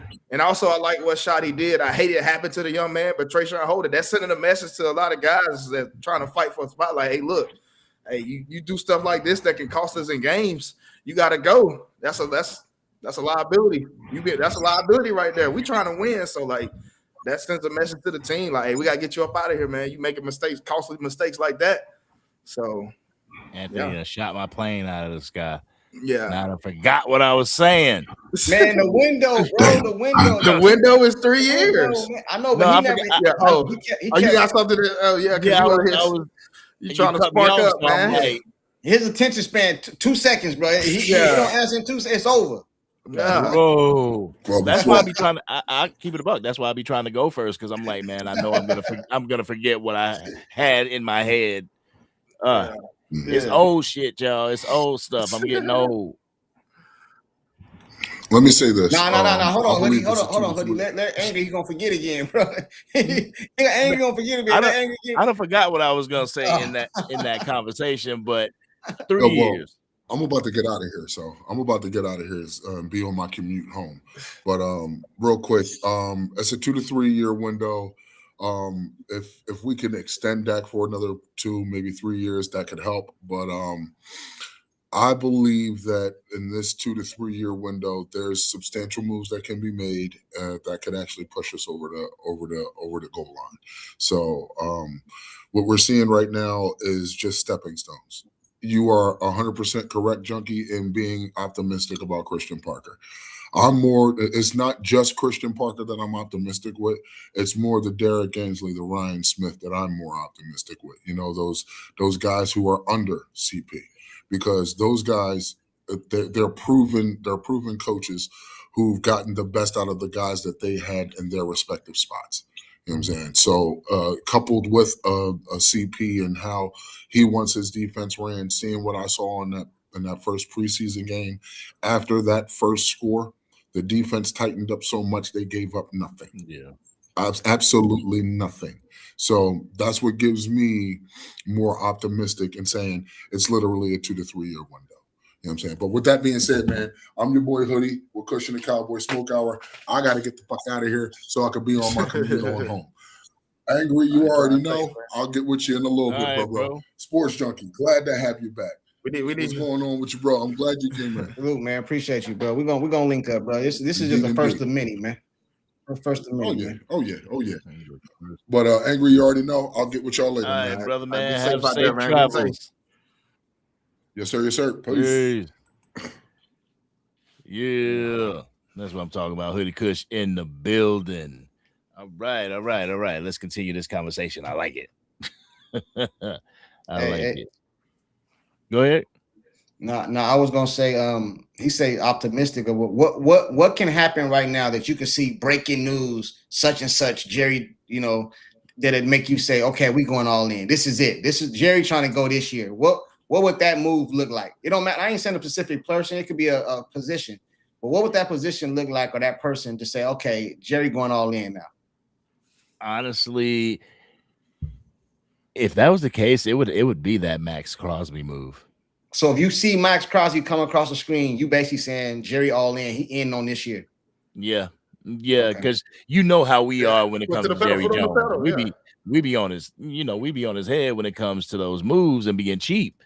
Yeah. This year, actually, I'll say at the trade deadline of last year, he's just been, making moves. And if he were to hit Max Crosby, it's done. Yeah. Is that trade? Is that possible? I mean, is that realistic? Is that realistically like? I guess anything is possible when it comes to the salary cap, like pushing things, kicking the can down the road. I mean, we got almost 19 million in salary cap money. Yeah. if you could make it to where Max Crosby was only like a $15 million cap hit this year, yeah, you could swing it. That'd be a lot of money tied up in what, like a signing bonus and incentives, right? Yeah. Yeah. Do you want that though? I know in the past, Andy, you kind of been like, well, you wouldn't have been against. You just didn't want to give up certain players for it. Are you for it? Are you for that, the Crosby? Are you for it? I'm for it, depending on what they're willing to do for him. You know, if they're willing to give a first round pick, okay, you know, great, let's get it. But if you're talking about they got to give a first round pick and they got to give George Pickens and Donovan as a rock, you know, no. Yeah. No, I feel you. But Anthony, what you feel about that? Another thing too with that is like, is he a scheme fit? Because we know we're going from 4-3 to a 3-4. So that also plays a part into like going to get a player like that. Like, hey, will it work? Because we seen like, what's the name? Raider Nnamdi Asomugha, man-to-man corner, gets traded to Philly, fall off because he didn't fit that whatever I think they was running like a cover 3 at the time, that cover 3 scheme that they had. So that also plays a part into a lot of that. Like, is Max Crosby a 3-4 player? Not saying that he can adapt, but like, will he pull up them same numbers, especially for the value that he has as far as money wise? Will he be putting up the same numbers given the price tag that he has in a 3-4 system? So a lot of things play into that. So it's just like, but defensive back scheme fit is kind of different than defensive line, because Crosby, you basically playing him for the dog in him. Mm-hmm. You know what I'm saying? Because no matter where you put him on the line, I feel like he's gonna be productive. You know what I'm saying? And no matter what, bro, that's like Myles Garrett. Would you get him no matter what defensive scheme you run? You'll just get him just because it don't matter. I don't care what we run. We'll find a way to put him somewhere to make it fit. You see what I'm saying? Yeah. So I feel like the dog in him is what you actually paying for. You know what I'm saying? Because we that's what we need, dogs, bro. Like that's what we've been lacking, dogs on this team. You got the Quinn Williams. You got a defensive line, bro, that you ain't really had in ages. Like, I mean, multiple across the whole line in how many years? So you know what I'm saying? I would love to have Max, bro, just for the dog in him alone, and then his name alone gonna draw some attention. you know what I'm saying? Alone, which opens up all kind of other people one-on-one. You feel me? So I think that would be a splash, bro. Hey man, hey, I would love it, bro. I just ask you to close your eyes and imagine. Imagine on 3rd and 8, you got Von Miller, Kenny Clark. Well, no, Von Miller, Quinnen Williams, Kenny Clark, Otito Abonia, and Max Crosby. I don't even think, like, I hear what you're saying with Kenny Clark, but I don't even think Kenny Clark would be in on like a 3rd and long situation. I think he more so like the 1st and 2nd down, depending on the down and distance. It depends on the down and distance. Because you can even go like some teams, whether it's college or pro, like some defense, they will go out there with 4 edge rushers just because they know you got to pass the ball because it's 3rd and long. So it's like you can see a Max Crosby, Von Miller, Donovan Ezra-Raku. You can see all them on the front. Something like that. So it's a lot of things you can do as far as that in that type of situation. So how many like what percentage of snaps you think he gonna play though? Who that? Von Miller. I say between 35 to 40. Pretty, because I think he played like 37 in Washington. So that's around the same number. Like Von Miller, obviously we're not finna get Super Bowl MVP Denver Bronco Von Miller. Like we all know that. We obviously, but we can get 35 to 40% of the snaps from Von Miller. And he can still get them same like 9.5 sacks that he had in Washington. He can do that here, especially with how this scheme works. So it's gonna be plenty for him. So that's what's up. And Max Crosby, I mean, they play a 3-4 base out in Vegas too, so that's what we switched to. So he would be a fit there. But I like that. I like that. Send 4 edges out, but I would definitely want to send at least 3 edges in the defensive tackle. Hey, hit you with a draw play, huh? Hit you with a draw right up the middle. They will. Some teams will try to do that, but it's just like because I look at it like you still need somebody to take that double team from the center and the guard, and they ain't gonna do that with an edge rusher. So yeah. I seen somebody in the chat right now say, didn't he? Why would you want? I don't know who said it, but I'm paraphrasing. He said, "Why would you get Max? Did he fail a physical exam?" So are you guys worried about anything according to health with Max, or is you just no? Because I take it back. Drew Brees fails a physical for the Dolphins, and look what happened.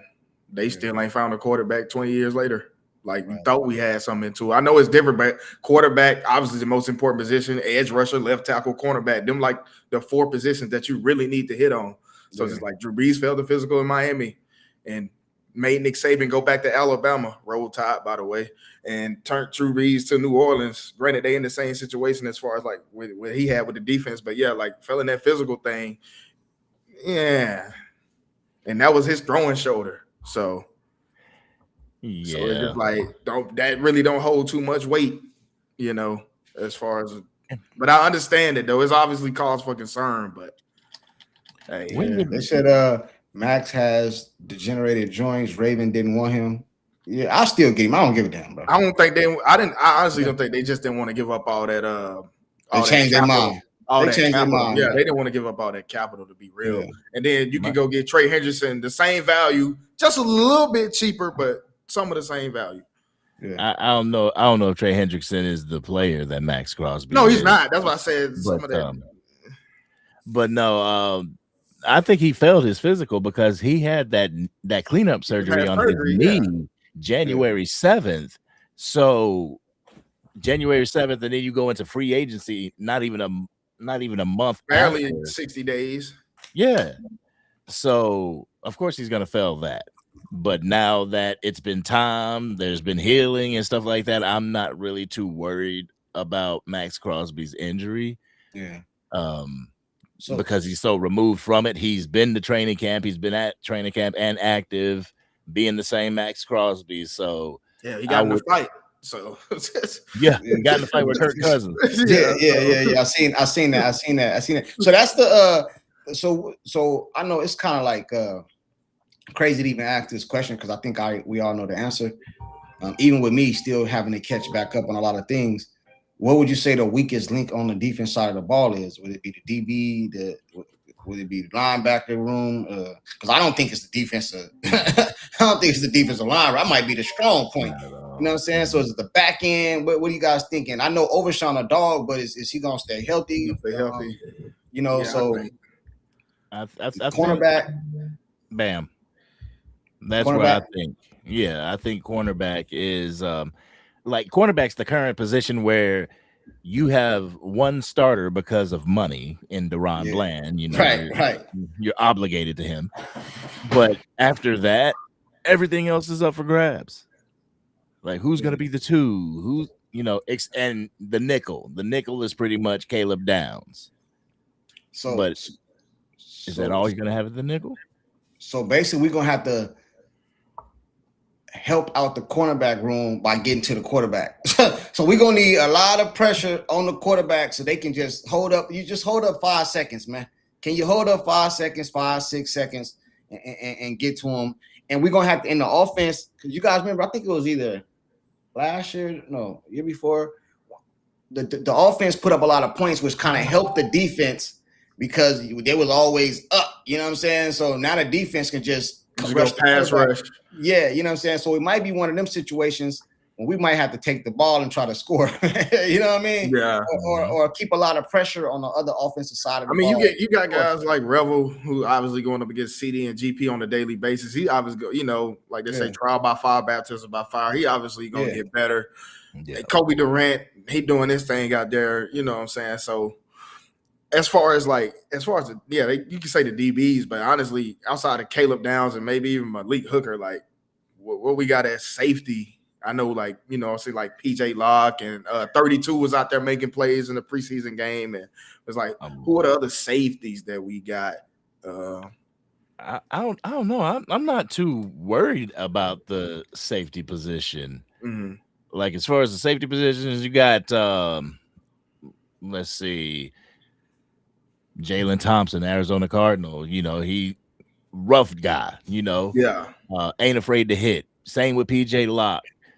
And with Jalen Thompson, it's more about the intelligence as well, the football IQ. Like, because that was one main thing that Christian Parker was banging on the table for was intelligent players, Mm-hmm. and Jalen Thompson, intelligent safety. Then you got Elijah Clark. Elijah Clark was a part of that goal line stands during that Seattle Seahawks preseason game. So, like, so Downs just gonna be playing a nickel. I mean, I think he's gonna be like all over. Like, how LA, well, he the Ravens defensive coordinator. I mean, the Ravens head coach now. What Jesse Minter was doing with Derwin James in LA, I can see Christian Parker doing that with Caleb Downs. I can see him playing some safety too, man. Safety, maybe even like being in the box on like a 3rd and 15 situation. Like, you know what I'm saying? Stuff like that. I think, Caleb Downs probably just going to be all over, except for edge, obviously. But, like, I think Caleb Downs is going to be all over the second. But I wouldn't be surprised if that was the case. So, when you got a talent like that, you know what I'm saying, utilize them. Like, don't just keep them in a box. You know what I'm saying? So. Christian Parker's already said that you may find him in the middle of the formation. You may find him at the edge, blitzing at that nickel corner spot. He's going to be that queen on the on the chessboard that you're just going to be able to move around, let him kind of rover around the field.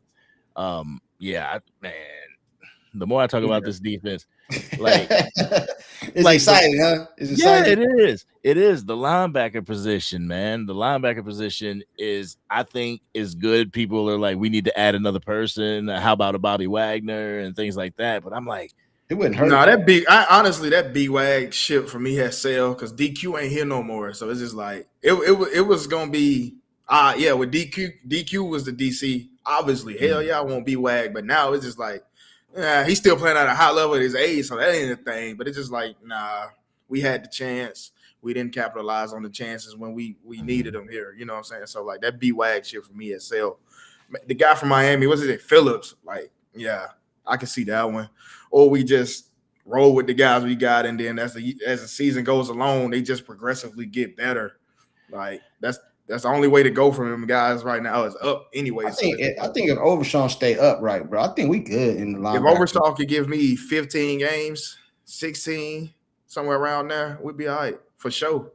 That's the whole season. Yeah, that's what I'm saying. Like when he played it, I don't even know if he played the full season. It's been a minute, like 15 games. You might have a couple knick-knacks. Yeah, but or you might have a situation where he resting. But he came back last year with how many games left? Like what? Like 5, maybe 6 5 games left. I know it was half. I know it was at least half the season. I know that. No, I wouldn't have the season. I know. That's what I'm saying. At the most, it was at least half the season. That's what I'm saying. So it might have been. I don't think it was half the season. I think it was at the tail end. Yeah, that last quarter. I know that. I think that was after we made the trades, wasn't it? When he came back, it was after the trade. I think it was definitely after the trade. Yeah, after the trade. So whatever it was, I'm gonna need you to play 20 games. I'm gonna need you to play 20 games. Yeah, and you trying to get in the playoffs.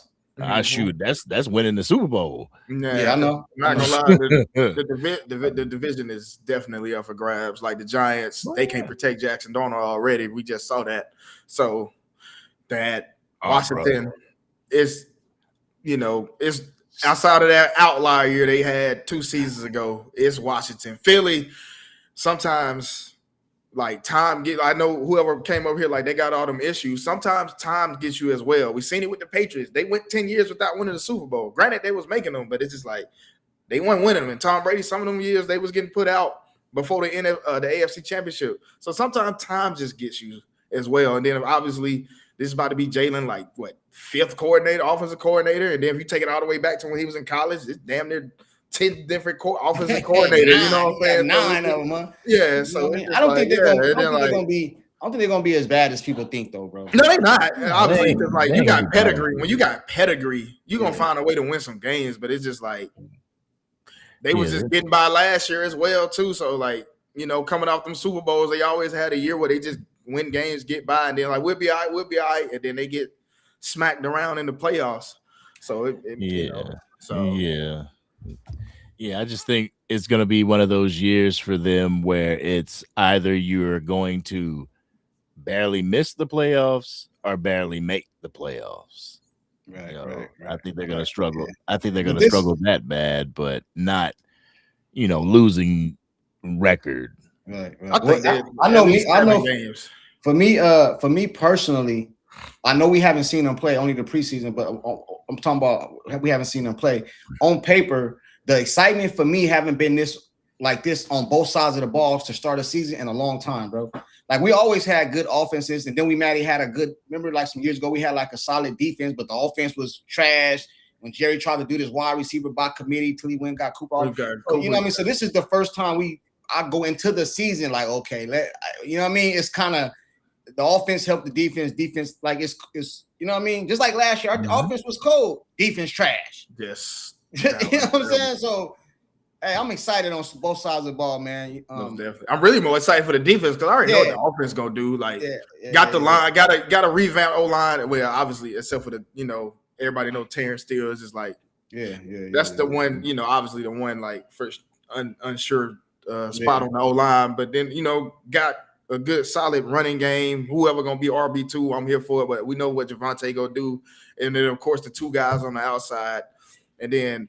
Hopefully, Ferg didn't have the greatest year last year either, but hopefully Ferg can get himself together. But yeah, like I'm not really tripping on the offense. I know what they can do. It's just this defense. Like, can we do something with this defense? Honestly, and that wide receiver room looking. I seen CD say we can be the best ever. I was like, ooh, I like that attitude. You know what I'm saying? I said, ooh, all the way down from Camden Brown and guys like that stepping up, making plays. Hey man, listen, bro. I don't know, man. The one said exactly, Junkie. I'm just saying, it's the truth. I'm saying that it's not going to take a player to get the Cowboys over the hump. I've said it before. It's going to take the coaching staff. People will say, "Oh, we need to trade for this player because he could get us over the hump." It's like, no, it's going to be the coaching staff. If it happens in the Brian Schottenheimer era, it's going to be the coaching staff being able to and then everybody got a body here too, like able to pull more talent from his players, more energy, not being tired at the end of the season, things like that. Like when you don't have your team prepared, then they're talking about being tired in a wild card game in the playoffs. And Angry, what do we talk about over the course of the years, bro, that we haven't mentioned up here so far about the total team? We always talk about the culture of the team, bro. The culture of this team feel different. You know what I mean? Like, to me, the moves they making, the things they saying, the players' comments, it just seemed different. The accusation of Christian, the defensive coordinator, Jerry don't seem like he's like too upfront. Jerry gonna make his comments. Jerry gonna do Jerry, but he's not like all out up front like he's been. I think Schottenheimer. I think he has complete control of the team. I think he's been given the Jerry gonna keep him governed a little bit, but I think he's up front. Yeah, I just think it's different culture, bro. And I could be delusional for saying that, but that's the vibe I get going into the season. No, because I even don't think the last two coaches, because there's only been two coaches in a matter of I don't know how long, how many years. Jason Garrett and then McCarthy. I don't think they was really too much sold. And I'm talking about speaking for the players. I think these guys. I know last year Shotty had to come in and pretty much prove that he belonged. Now he knows he belongs. So he got his imprint, and I think the players around are bought in. And then another thing I like too, he's not just with the offense, he's over there with the defense, paying attention to what they're doing. Because if this defense plays bad, that also falls on him as well, not just the DC. Because we seen we got Eberflus up out of town. Like you can't get the job done, you gotta go. So you know what I'm saying. So it's things like that, paying attention to stuff like that with him as well. It's just like, okay, yeah, he want to win. Like no nonsense, he want to win. So. Yo, Fro 74. It all starts with coaching, correct? No, it doesn't. Me personally, I believe that it starts with the ownership of your team, the ownership, the GM, the front office, the scouting, way before it gets to the coaching staff. your owner, GM, or whoever, if your GM is your owner, like ours. Am I tweaking out over it? Dang. A little bit, yeah. You just went Dang. to the Mad Matrix. Max. Over here like Mad Max and stuff. Nah, but your owner has to allow your coaching staff to even be able to set a philosophy that's different than theirs. And that's what Cowboys Nation and the Dallas Cowboys front office and coaching staff have been wrestling with for so long, is that Jerry Jones wanted to establish the culture. Jerry Jones wanted to do all that and just have his coaches, him puppet the coaches and the coaches puppet the players.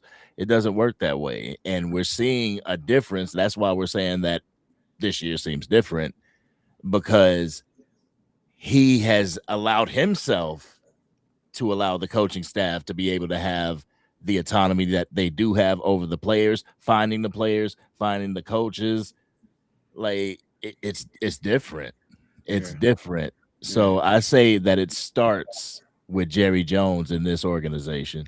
Yeah, I give him to week 5. He's gonna say something crazy. Hey, salute to Jeff. Yeah, you already know it. Jeff and Fro. Them is some guys from my other channel, man. Salute to them, man, for pulling up. Fro's actually a diehard Cowboy fan, and the guy Jeff is a Lion fan. You know what I'm saying? So, oh man, he ought to know. Yeah, he a Lion fan. Yeah, so you know, man, ain't never paying in that, boy. I be devoted. What them Detroit fans be saying on YouTube and Twitter and stuff, man. Hey, but salute to y'all, man. Y'all doing y'all thing up there in the Motor City, man. But yeah. Salute to them, bro. They come over here from all. Yeah, we all about these Cowboys over here, though, man. But man, it's just like, man, I'm just, I'm like I said, I'm in high school and stuff. I play offense, but I'll be more so worried about like what the defense gonna do. I'm really just excited about the defense this year, man. So, and then like also too, like some of these old guards, like they need to go away. Some of them are these older guys, but we got a newer guy here with a different philosophy. Even though he came under Vic Fangio, he's still young. Like he's like 33, 34 years old. So like, get some fresh blood in there, some coach that can, kind of relate to the players because he's around the same age as them. So that also that's a key thing as well. So man, it's just I'm saying it's a big thing. It's a new identity, a new culture being set by Shotty. Because that Trayshawn Holden situation, I was like, yeah, okay. Because Mike McCarthy and definitely Jason Garrett, he'll still be on the team. Jason Garrett was like, yeah, that's all right, man. Pat him on the back, man. But no, we can't have that. We trying to win here. So that like, okay, cool, yeah. And no just nonsense. With the quickness, the quickness of what when it happened. All right, preseason game happens next day. Like, yo, we're bringing in Von Miller and Trayshawn Holden's gone. It's like, damn. Okay, let's strike a little. Got rid of anybody. Like, let's strike a little bit of fear in these players' hearts to let them know that, hey, if you could shine one week and then you make a costly mistake like that, you could be right off the team. Bye. Saying it without saying it. Yeah. And especially after like we got some even the Jordan Hudson came in and had a couple catches and did his thing, and obviously Camden Brown with the highlight catches that he had. So it's just like, yeah, man. Yeah. Hey, it's and then we already got our all-pro returner. So like, do we really got a spot for you now that you went out here and did this on tape? So man. Bro, and the crazy thing is like after Camden Brown had that type of game, you had Dak Prescott like wanting him, vouching for him to be on the 53-man roster. Right. So who's the starting 3? Well, we know Pickens and CD. Okay, that we got them. It's gonna be CD and Flo. No, Ryan Flournoy. And wide receiver 4. Hey, whoever want it. I feel like Turk just need to be an all-pro returner and let Camden Brown get that spot. So I just thought it messed his name right now. Little dudes. So he's still gonna just play what?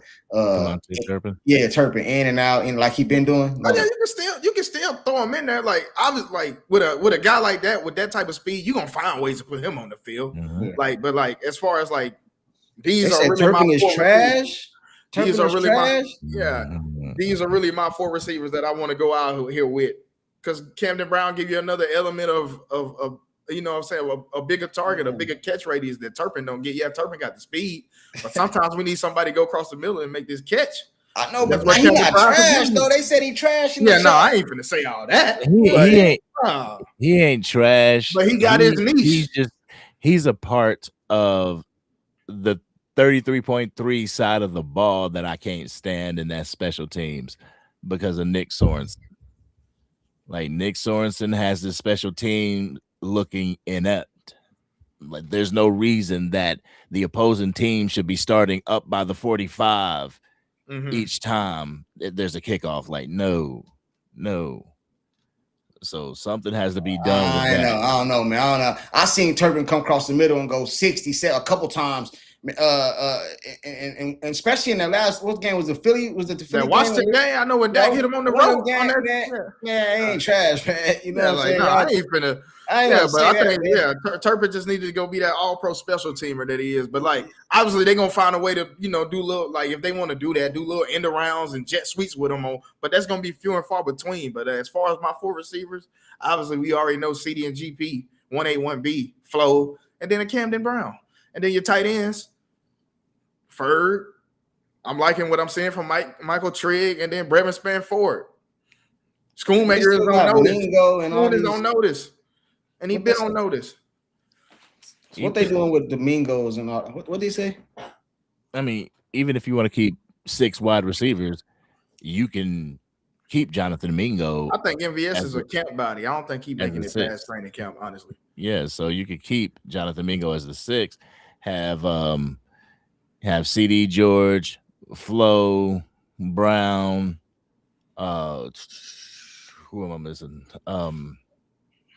Shoot, you can do 5 and have Mingo. You got Mingo right there, yeah. Yeah, Mingo be the 5th. They saying Cam gonna be the 3rd wideout. Nah, he ain't gonna be the 3rd wideout. Yeah, let's pump the brakes now. You're just an undrafted free agent right now. You're gonna have to beat out Ryan Flournoy, who has carved his way to that wide receiver 3 spot. He was the reason why they felt comfortable enough to even get rid of Jalen Tolbert. So, like, I don't think nobody's leapfrogging him. He has to do something real egregious. He got to go out here. Where did he go? Miami, Tolbert. Yeah. Mm-hmm. And they don't got no Waddle gone. So yeah. And I be forgetting about Mingo sometimes too, because we brought him over in like 24. Yeah, he just So sometimes you just get lost in the shuffle. Sometimes was it 24? He was part of that trade, wasn't he? Yeah, we gave him a 5th or 6th round pick. Yeah. 4th round pick. Yeah. Jerry got jip for Mingo. No, Mingo came when I think Jerry was trying to just shut people up. We wanted to do something like here, damn, you know what I'm saying? Yeah, I know. He was like, here, damn, move. Like, here, man, shut up. Like, here, shut up. Here, damn, man. Y'all always begging. He gave up a 2025 4th round pick for Jonathan Mingo. Yeah. Wow. But yeah, man. That's crazy, man. But saying Camden Brown, see, that's that overreaction stuff that people be talking about. It looked good out there, but let's calm down. He ain't gonna be missed. Well, I mean, like Camden Brown, we just want to see if it's not a flash in the pan. We want to see consistency. So hopefully through the rest of the preseason, that was one of my talking points tonight, was seeing consistency from the guys that we saw do really well against the Seahawks, in a Michael Trigg, in a Camden Brown. We want these guys on the 53-man roster, but at the same time, you got to be better than what's already on the 53-man roster from last year. You really got to stand out for sure. You got to stand out. And I believe Michael Trigg and Camden Brown has what it takes to stand out. I mean, what did he go? He went to Georgia. Shoot, I can't. He started at Auburn and then went to Georgia Southern. Yeah. Georgia Southern. Yeah. So, but leading. My bad. Go ahead. I think he was 2nd in yardage as a wide receiver. I know he had. I think he. I want to say. I know he think he was like top 5 in the nation as far as receiving touchdowns. I know that. Yeah. So I don't know about the yard.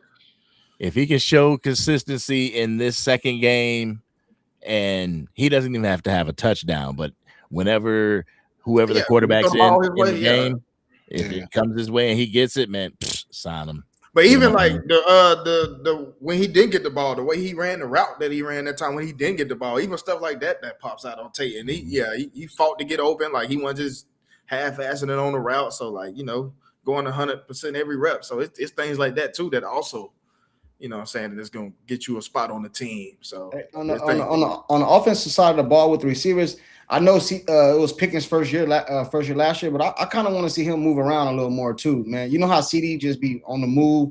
I kind of want to see Pickens do that more this year to get more acclimated into the offense. You know what I mean? Because last year I think it was just off pure talent, like an integration, pretty much an integration. You're just pure talent. Now you don't have a full off season, all that. You know what I'm saying? So now let's move him around too, so you never know. Because CD is always on the move, bro. He always in motion or something going on. You don't never know what's going on with him. You know what I mean? So. And that's what Brian Schottenheimer said that he was going to do. He said it in a press conference that he was going to move George Pickens around more. Yeah. Because that George Pickens slant route is ridiculous. Yeah. I think they're going to be on that this year, though, bro. You know how, they got a whole year film session. Yeah, they're going to be on that slant because he was taking them deep. He come across the slant. It was money. But then that's when you integrate this. That's when you bring in the sluggo. They're gonna be biting that slant. So now we hit him with the sluggo. Yeah. That's what I'm saying. The whole season. Yeah. Hit him with the sluggo or hit him with the damn, what's that? The zag. My bad. No, not the zag. The shit. I'm drawing a blank. He hit a few people on the stop and go a couple times last year. And then on top of that, let's just keep it 100, bro. He open when he not open. Just throw the ball up there. Just throw it up. 50-50. It ain't even 50-50. It's more like 70-30. It's like 70-30. Yeah. Especially deep balls, bro. When it just towards the sideline. 9 times out of 10, I trust him to come down and get it over the opposing cornerback and things like that, bro. So I'm excited, man. But I gotta get out of here, man. Angry. I appreciate you for pulling me up, man. We're going to get together, man. This is the first of many. You feel me? Hey, salute, fam, for pulling up, man. Having me on, man. It's always a pleasure to come talk with you guys. I'm Angry Sports Junkie, saying we got to catch him when we catch him, So, hey, Super Bowl over, man. He got you out of there. Hey, bro, I have a pattern, bro. When the season over with, bro, I disappear, bro. Oh, no, I feel it. From YouTube though. Angry B, he got my number and stuff. So I don't, I'm still in the loop of some things. I just don't be on the channel because I have other channels. I'll be on like that. Because sometimes I know like I'll be on social media for a little bit. I have other channels. I get that. Yeah, bro. And then a lot of times with the Cowboys, bro, it's always something to talk about with Jerry, and I don't be feeling like it, bro. And then ESPN to try to generate some shit. I don't want to listen to Stephen A. Smith. I don't want to do nothing. You know what I'm saying? Hey, like the Eagles won the Super Bowl a couple years ago, bro. The very next day, they was talking about the Cowboys. And then like they wanted George Pickens not to report the training camp so bad. They're like, nah, I'm gonna go ahead and play under this tag, shut that shit down. And now we got to change our whole segment. Our little script that we had because we can't talk about that no more. So Hey, salute to the chat, man. Salute to everybody, man. Go subscribe to my channel, man. I'm be back dropping August 19th. Shelf Pope 76. Hey, Shelf Pope, put 50 on it. Put 50 on the Shelf Pope. Hey, peace out, man. Hey, yo, Junkie, I appreciate you, bro. I'll holler at you later. All right. Yeah, that's what's up, man. The brother being on the show. Yeah, yes, the zig route. Like when I played, my team called it the zag. That's why I was confused. Everybody got that the zig, the whip, the zag. Everybody got their own name for it. It's all the same thing though. Yeah, I was like, dang boy, I drew a blank. But that you could turn that route, bam, right into a zig route, right into a sluggo. Man, I just think Pickens will be creatively used. Yeah, they got tape on Brian Schottenheimer, what he would normally do, but that's definitely a coach's job to evolve. That's what I'm saying. Like, look at Sean McVay been holding it down for 10 years. Kyle Shanahan, like, they don't just put the same system out there. Yeah, it's obviously the same system, but it's ways to run it. They run it in different ways to keep people guessing. Like Sean McVay, when he first started, we weren't seeing Sean McVay running 12 and 13 personnel. Now look, everybody want to do that. Now all of a sudden, this is a tight end heavy draft because everybody want to copy what they was doing with the 12 and 13 because it's like, okay, this is like a run set, but no, they throwing out of it, play action boot and all that. So it's just like, yeah, it's gonna be ways to keep everything going. So yeah. Absolutely. And I feel that Brian Schottenheimer has what it takes, and he showed us that him as well as Clayton Adams. And I think that we tend to forget that, as a fan base, we tend to forget that Clayton Adams is also in there, an offensive mind, collaborating with Brian Schottenheimer to come up with that game plan and the scheme. And okay, you might have gotten a lot of Brian Schottenheimer in 2025, but who's to say you're not going to get more Clayton Adams in 2026? Exactly. They're like, okay, like, hey, Dak, what you feel comfortable running? Like, what you think? Something that we might not even have in the playbook. What you think that we should do? You know what I'm saying? It's so much that can go into this. Like, yeah, we obviously ain't gonna be stagnated, especially with all this firepower. And then like, what are you gonna cover? You got these two guys on the outside, and don't let the line do their thing. Then you might have to play to stop the run. Now you one safety deep, getting torched in the pass, and now you know what I'm saying? Now you playing pass, and now the running game opened up. So it's just like, hey, what we gonna do? I don't know what to do, coach. Like, hey, they well rounded. So like, you have an empty backfield with a spread concept, and have CD, Pickens, Flo, Brown, and you probably have a tight end out there. Yeah, you probably either Ferg or Trigg. Yeah, you can even have Trigg. He a big body. You throw him out there on the 1 yard line, split wide on the 1 yard line, throw a jump ball up to him. He post somebody up like his basketball. You know what I'm saying? It's so much you can do. And then I think they're gonna have to, and I think they're gonna have 3 tight ends on game weeks, like, because we might see a little bit of that 12 and 13. So I won't be surprised, because it's like everywhere you go, it's a copycat league. So and I don't. Even though my man TP Way, the Giants, said that the Giants are going to be physical, going to play a physical brand of football, and that's the type of style that John Harbaugh brought to the Ravens, I still see them as a finesse type of team. Yeah. And so week 1, if we can bring that noise up to MetLife Stadium, it's going to be like, I'm hoping for a 40 burger, but like it was.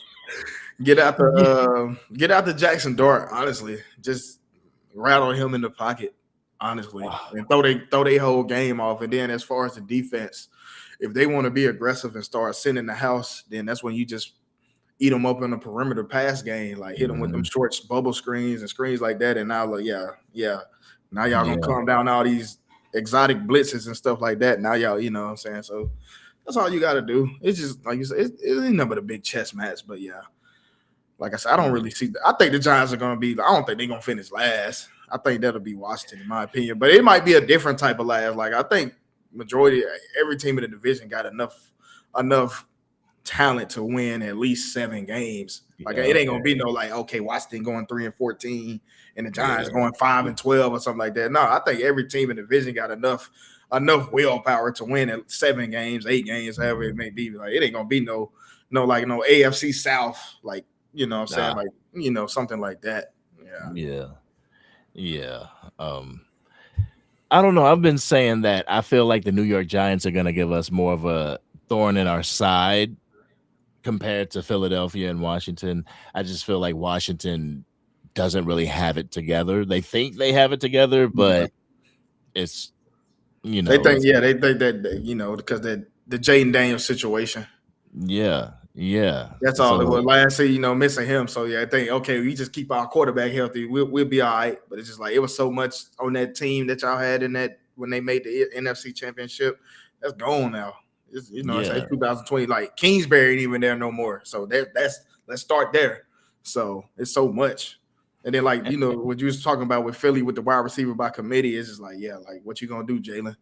And you know what I'm saying? Because it's, you know, outside of Philly, pretty much the quarterback with the resume he got, kind of the most disrespected, you know what I'm saying, as far as being a Super Bowl MVP. But you know. I just I think everybody has their question mark, their respective question mark on each team. Oh yeah. Like it's a whole new regime in New York. With Philly, it's another offensive coordinator, but this offensive coordinator is going to ask Jalen Hurts to throw more. Probably be on the center a little bit more. Yeah. All of that. Yeah. All of that. Yeah. And Washington is the whole, will Jaden Daniels stay healthy? How will Stephon Diggs look in their scheme? You know, how much will they use him over Scary Terry? And obviously us, what's their defense gonna look like? Defense, yeah. I was saying like it went all in on defense. You know, I would hate for this to be the year. Number one defense in the league, and then all of a sudden the offense and just not even in the middle of the pack. They in the like low 20s, like 23, 24 or something like that. I would hate to see that. I mean, I don't, you know what I'm saying? I don't think it's gonna happen, but yeah, I would hate for this to be the year, you know what I'm saying?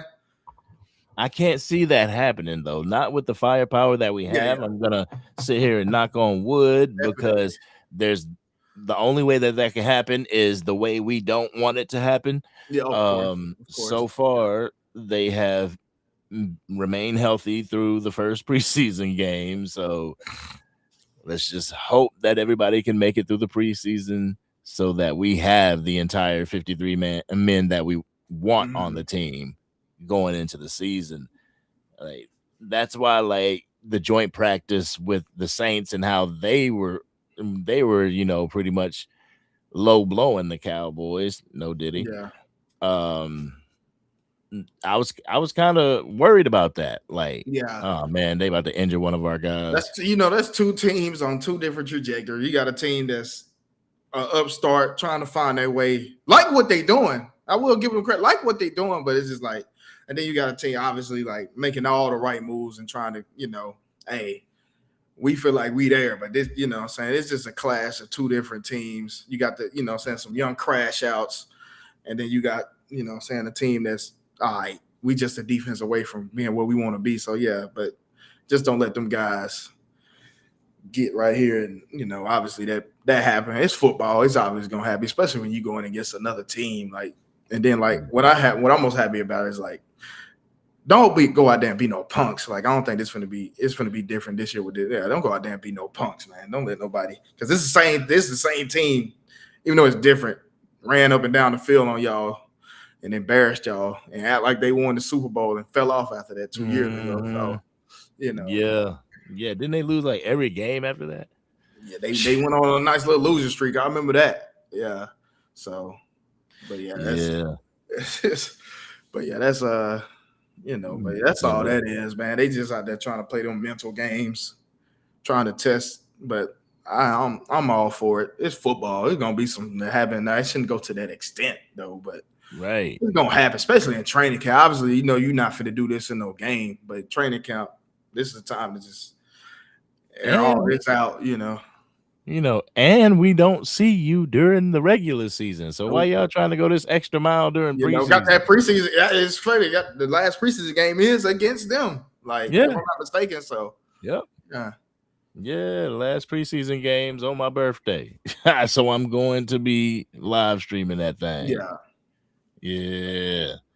But I'll just ask you about, I'm not going to ask you your prediction, and we'll wrap it up after this, but I'm not going to ask you your prediction on the schedule, but I'm just going to ask you, how do you feel about the construction of our schedule? Like, do you see it having, you know, a murderer's row at the end or in the middle? Is it do you feel it's too?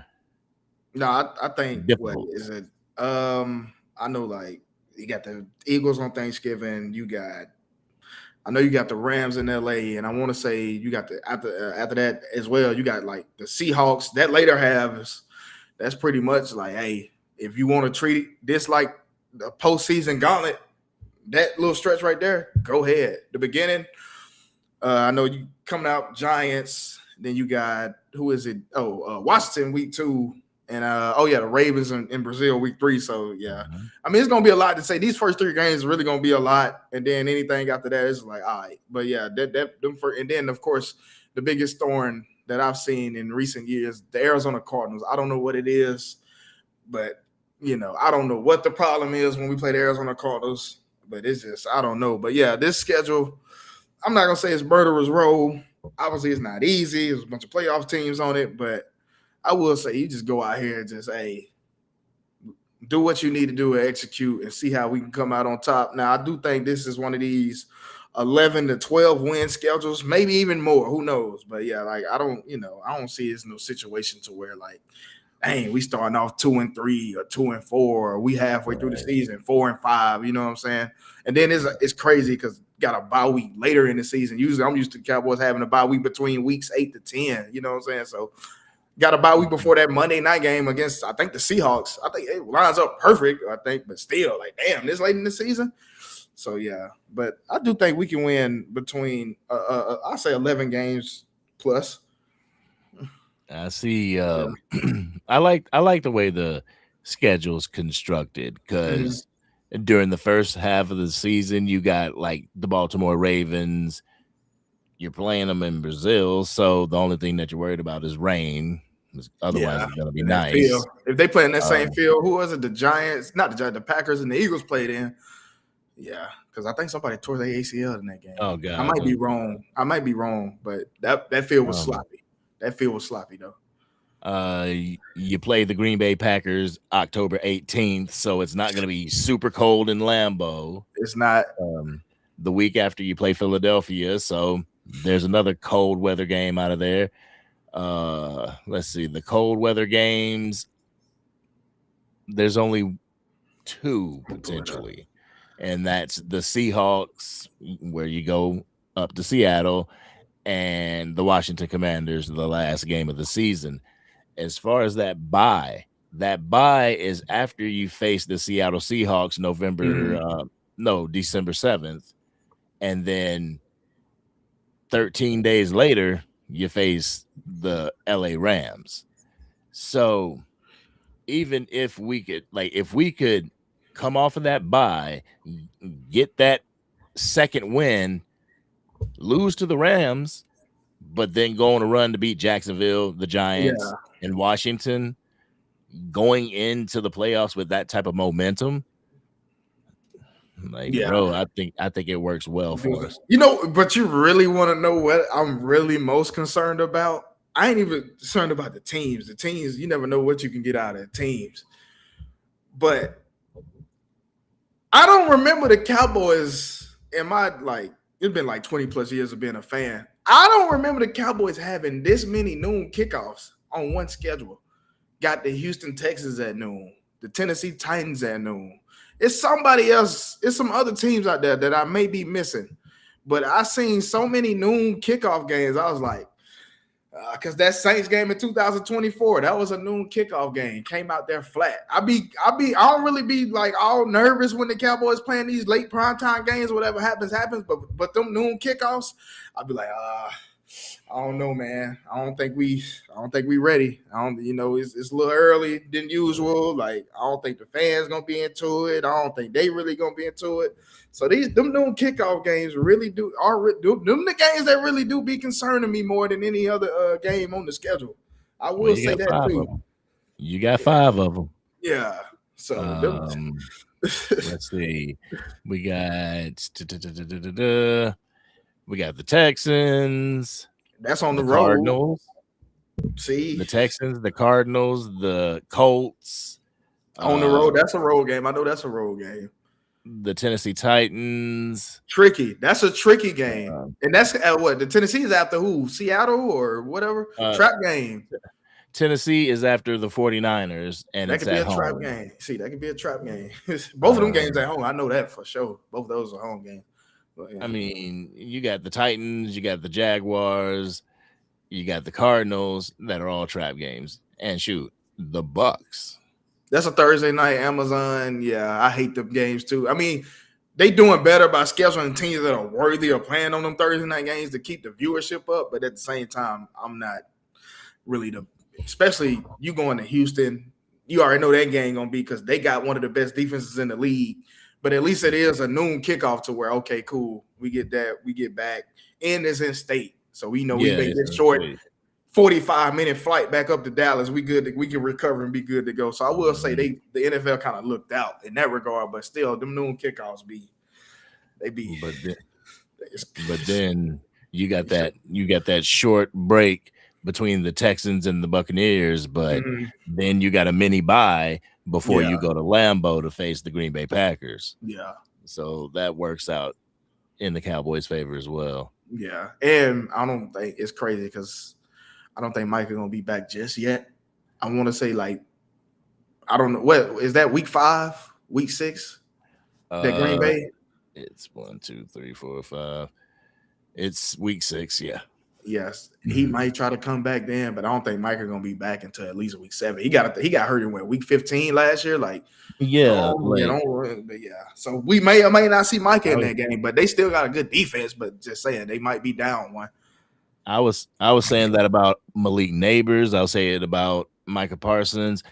Like, don't come back too early. Yeah. Not because you face the Cowboys, but you're gonna try time. Yeah, you're gonna try and rush yourself back way before any other known MCL, ACL, MCL, PCL tears have been the entire 12 months. Now we got Malik Neighbors trying to come back in 8. Yeah, no. And then especially the same field, like we all know how MetLife is the ACL snatcher. Like that's the what I'm saying. So, like, I would much rather have you, if I was the coach of the Giants, I'd be like, I'd much rather have you against Dallas in week 17, as opposed to against Dallas in week 1. Yeah, because it's just like, you months separated from that ACL tear. So versus it's still low key kind of ahead of schedule, which is great, but sometimes it just proceed with caution. So them, like I said, the 5 noon games, Jesus, and then it's just like it gets some tricky teams too, like Jacksonville. Who knows what? I think the AFC South really gonna be like that this year. Like I think all them teams in the AFC South got a chance, have their own individual chance to show why they can win the division. Obviously, we all know all CJ Stroud got to do is be a mediocre quarterback and let the defense do the job, do the rest of the work for him, and they're gonna be a problem. Tennessee. Salah, they got guys over there. They could probably do some things, and we all seen what Jacksonville can do. They gonna just try to build up that and be more innovative with their offensive scheme. So it's just like in the Colts, just keep Daniel Jones healthy and keep doing, and also obviously Jonathan Taylor as well. Keep them guys up right, and they got a shot to do what they can do. So it's just And the Cardinals, we all know what the Cardinals been doing to the Cowboys these last like 5 seasons, 6 seasons, every year they can play it pretty much. It's just like, man, I get nervous every time. It's like, I got a feeling this year, though. I got a feeling this year is gonna be the year that we 2017. I remember I remember, but it's just like, But I think, like this schedule, the way this schedule is bound, it's like, okay, got a little gauntlet, got a little, 2 division games, which are important if you try to make the playoffs, because a division loss is like 2 losses. And then, of course, the Baltimore game. Then, okay, we got, I like how the schedule stacks up. You know what I'm saying? So it's just like I said, it was a bunch of playoff teams on this schedule. And then there's a lot of the upstarts that like Tennessee can. By the time we play them, who knows what they can be? Or they can be like one of these teams like fighting for a playoff spot. The Colts, the Bucks. They really was just one game away from winning it. The AFC South, NFC South was putrid, but they still could have won the division. So like, this schedule is. I ain't gonna say it's not favorable, but at the same time, it's like, hey man, let's just go out here and do what we do, and as long as they, the media don't pay well. This team is this. Hey, look, man. Hey, we just playing who we playing, and we going out here executing, doing what we need to do. So don't even leave it up to nobody else but us. Let us control what we can do, and stack these wins and get into the playoffs. Yeah, that's all we're looking for. Get into that tournament.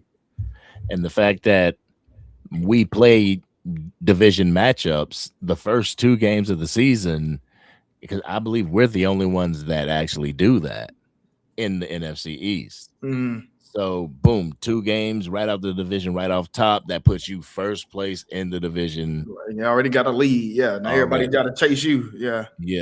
Yeah. So I like the way that's stacked up, but just got to keep the ball rolling. Those games against the Texans, Buccaneers, Colts, Cardinals, we're gonna have to win. Like those are gonna be the separators for playoff. Exactly. Then of course, like the seeding, like going against the Rams and the Seahawks, those are like, okay, 1 seed, 2 seed, wild card. That'll be the difference in them games right there. Also be the outside of the division games. Like, hey, and San Fran, like, because they got a chance to win the division too. Mm-hmm. Team a little older, but it's still San Fran. Don't count them out. So like those games like that make a difference. Being having home field advantage throughout the playoffs, or at least being a 2 seed, having home field advantage up until the NFC Championship. So it's those games are just as important as the division games. And then obviously, you're gonna test yourself against teams like that. All three of them teams won 12 plus games last year.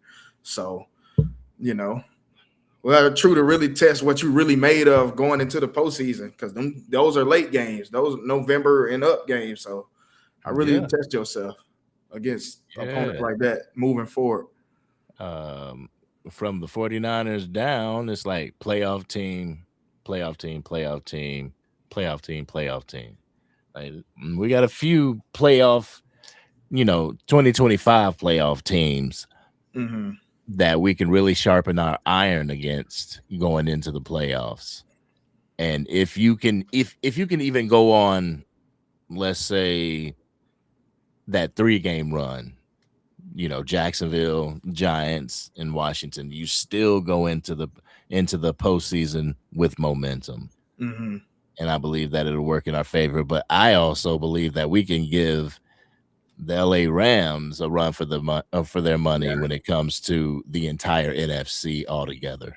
And honestly, too, I think this team, the way this team is constructed, I really think this team is built to win, whether they on the road and at home, as far as like the playoffs go. Obviously, regular season, but you're gonna have to. But as far as the playoffs go, I really think this team is built to win, whether it's on the road or at home, especially if the defense is as advertised. And then like in the running game is, like I said, at least, a French top 10 running game, or at least like right there in the middle as far as the running game goes. Like this team is designed to win on the road in the playoff setting. So, and especially if you're going in environments like a LA and San Francisco, and it's not going to be that cold, you know what I'm saying, compared to like a Green Bay, Philadelphia, or even a Chicago. So situations like that. So that's what I got. But yeah, I like the schedule.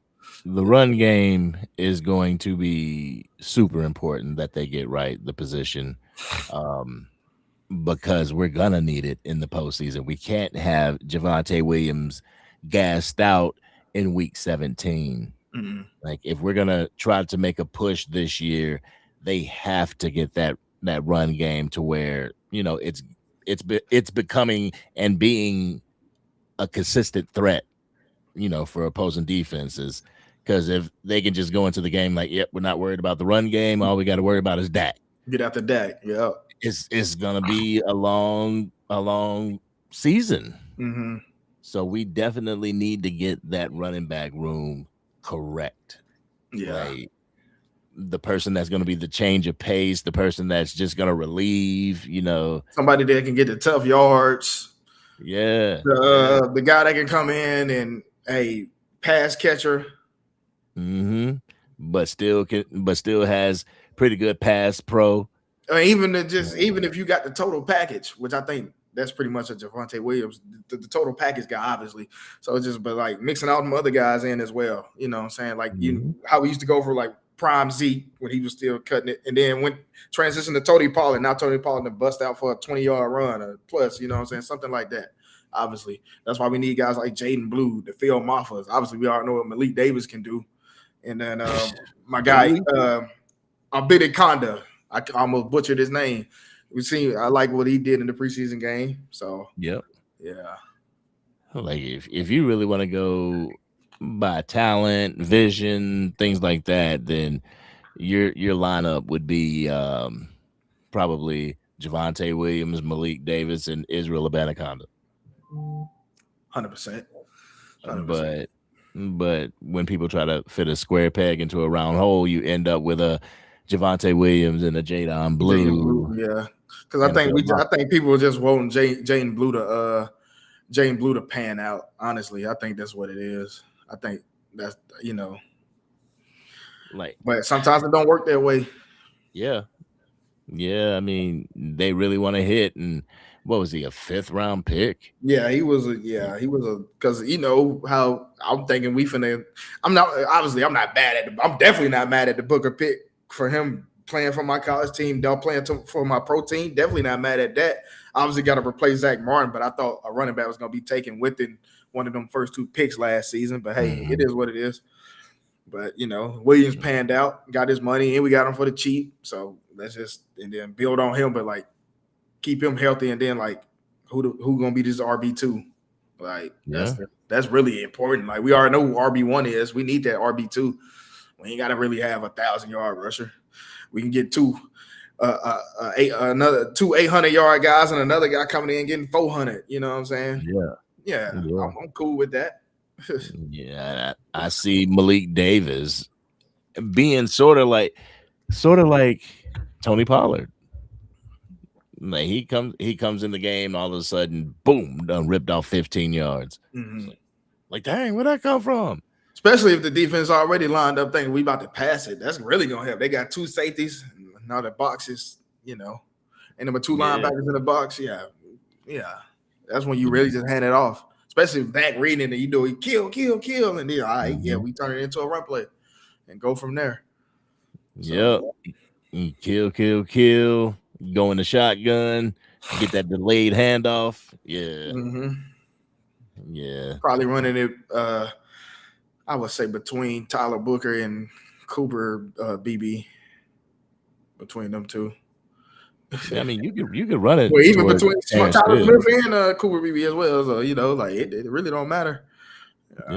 Just the interior part of the line. I just say that. Running in between the interior part of the line. Yep. Now, if we can get somebody to help with that tackle position, then we'd be all good. But brother, we have been on here for a long time. Yeah, I appreciate y'all for bringing me up, man. It's always a pleasure. Yes, sir. So next time I go live, you know where I'm at.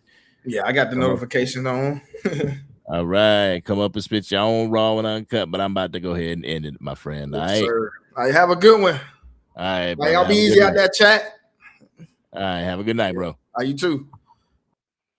Yeah, guys, that's what it is. I appreciate each and every one of y'all for showing up to the Angry Cowboys Fan Podcast live stream. It was good to see who, everybody in the chat, but who also hit that link, come up, gave they raw and uncut. It was really good to see Sports Junkie give y'all a preview of what's to be this season, because y'all see me and Hoodie going live all the time, and I know y'all was wondering, like, dang, where's Sports Junkie?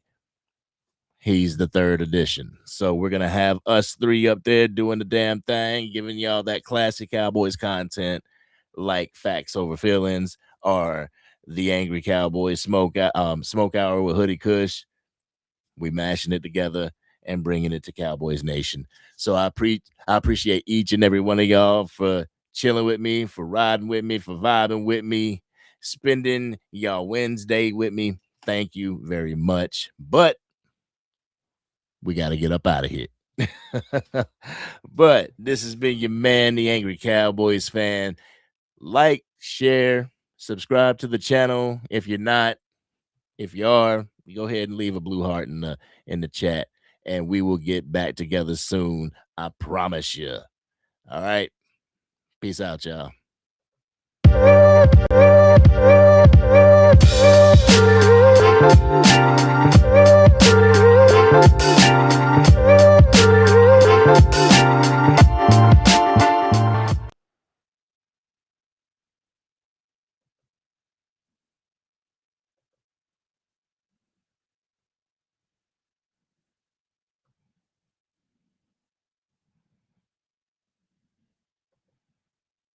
Oh yeah, I didn't do my end credit scene. I gotta do my end credit scene. Yeah, I know. I do that every time that I get off these lives. So if y'all still chilling, what's going on, y'all? How y'all doing? All right, Montana Beats. I'll holla at you, the one. I'll holla at you, the real Darrell. I appreciate you, John Sign. Appreciate you, everybody. Scott Johnson, I appreciate you. Everybody that showed up. Thank you very much. But we out of here. Peace, y'all.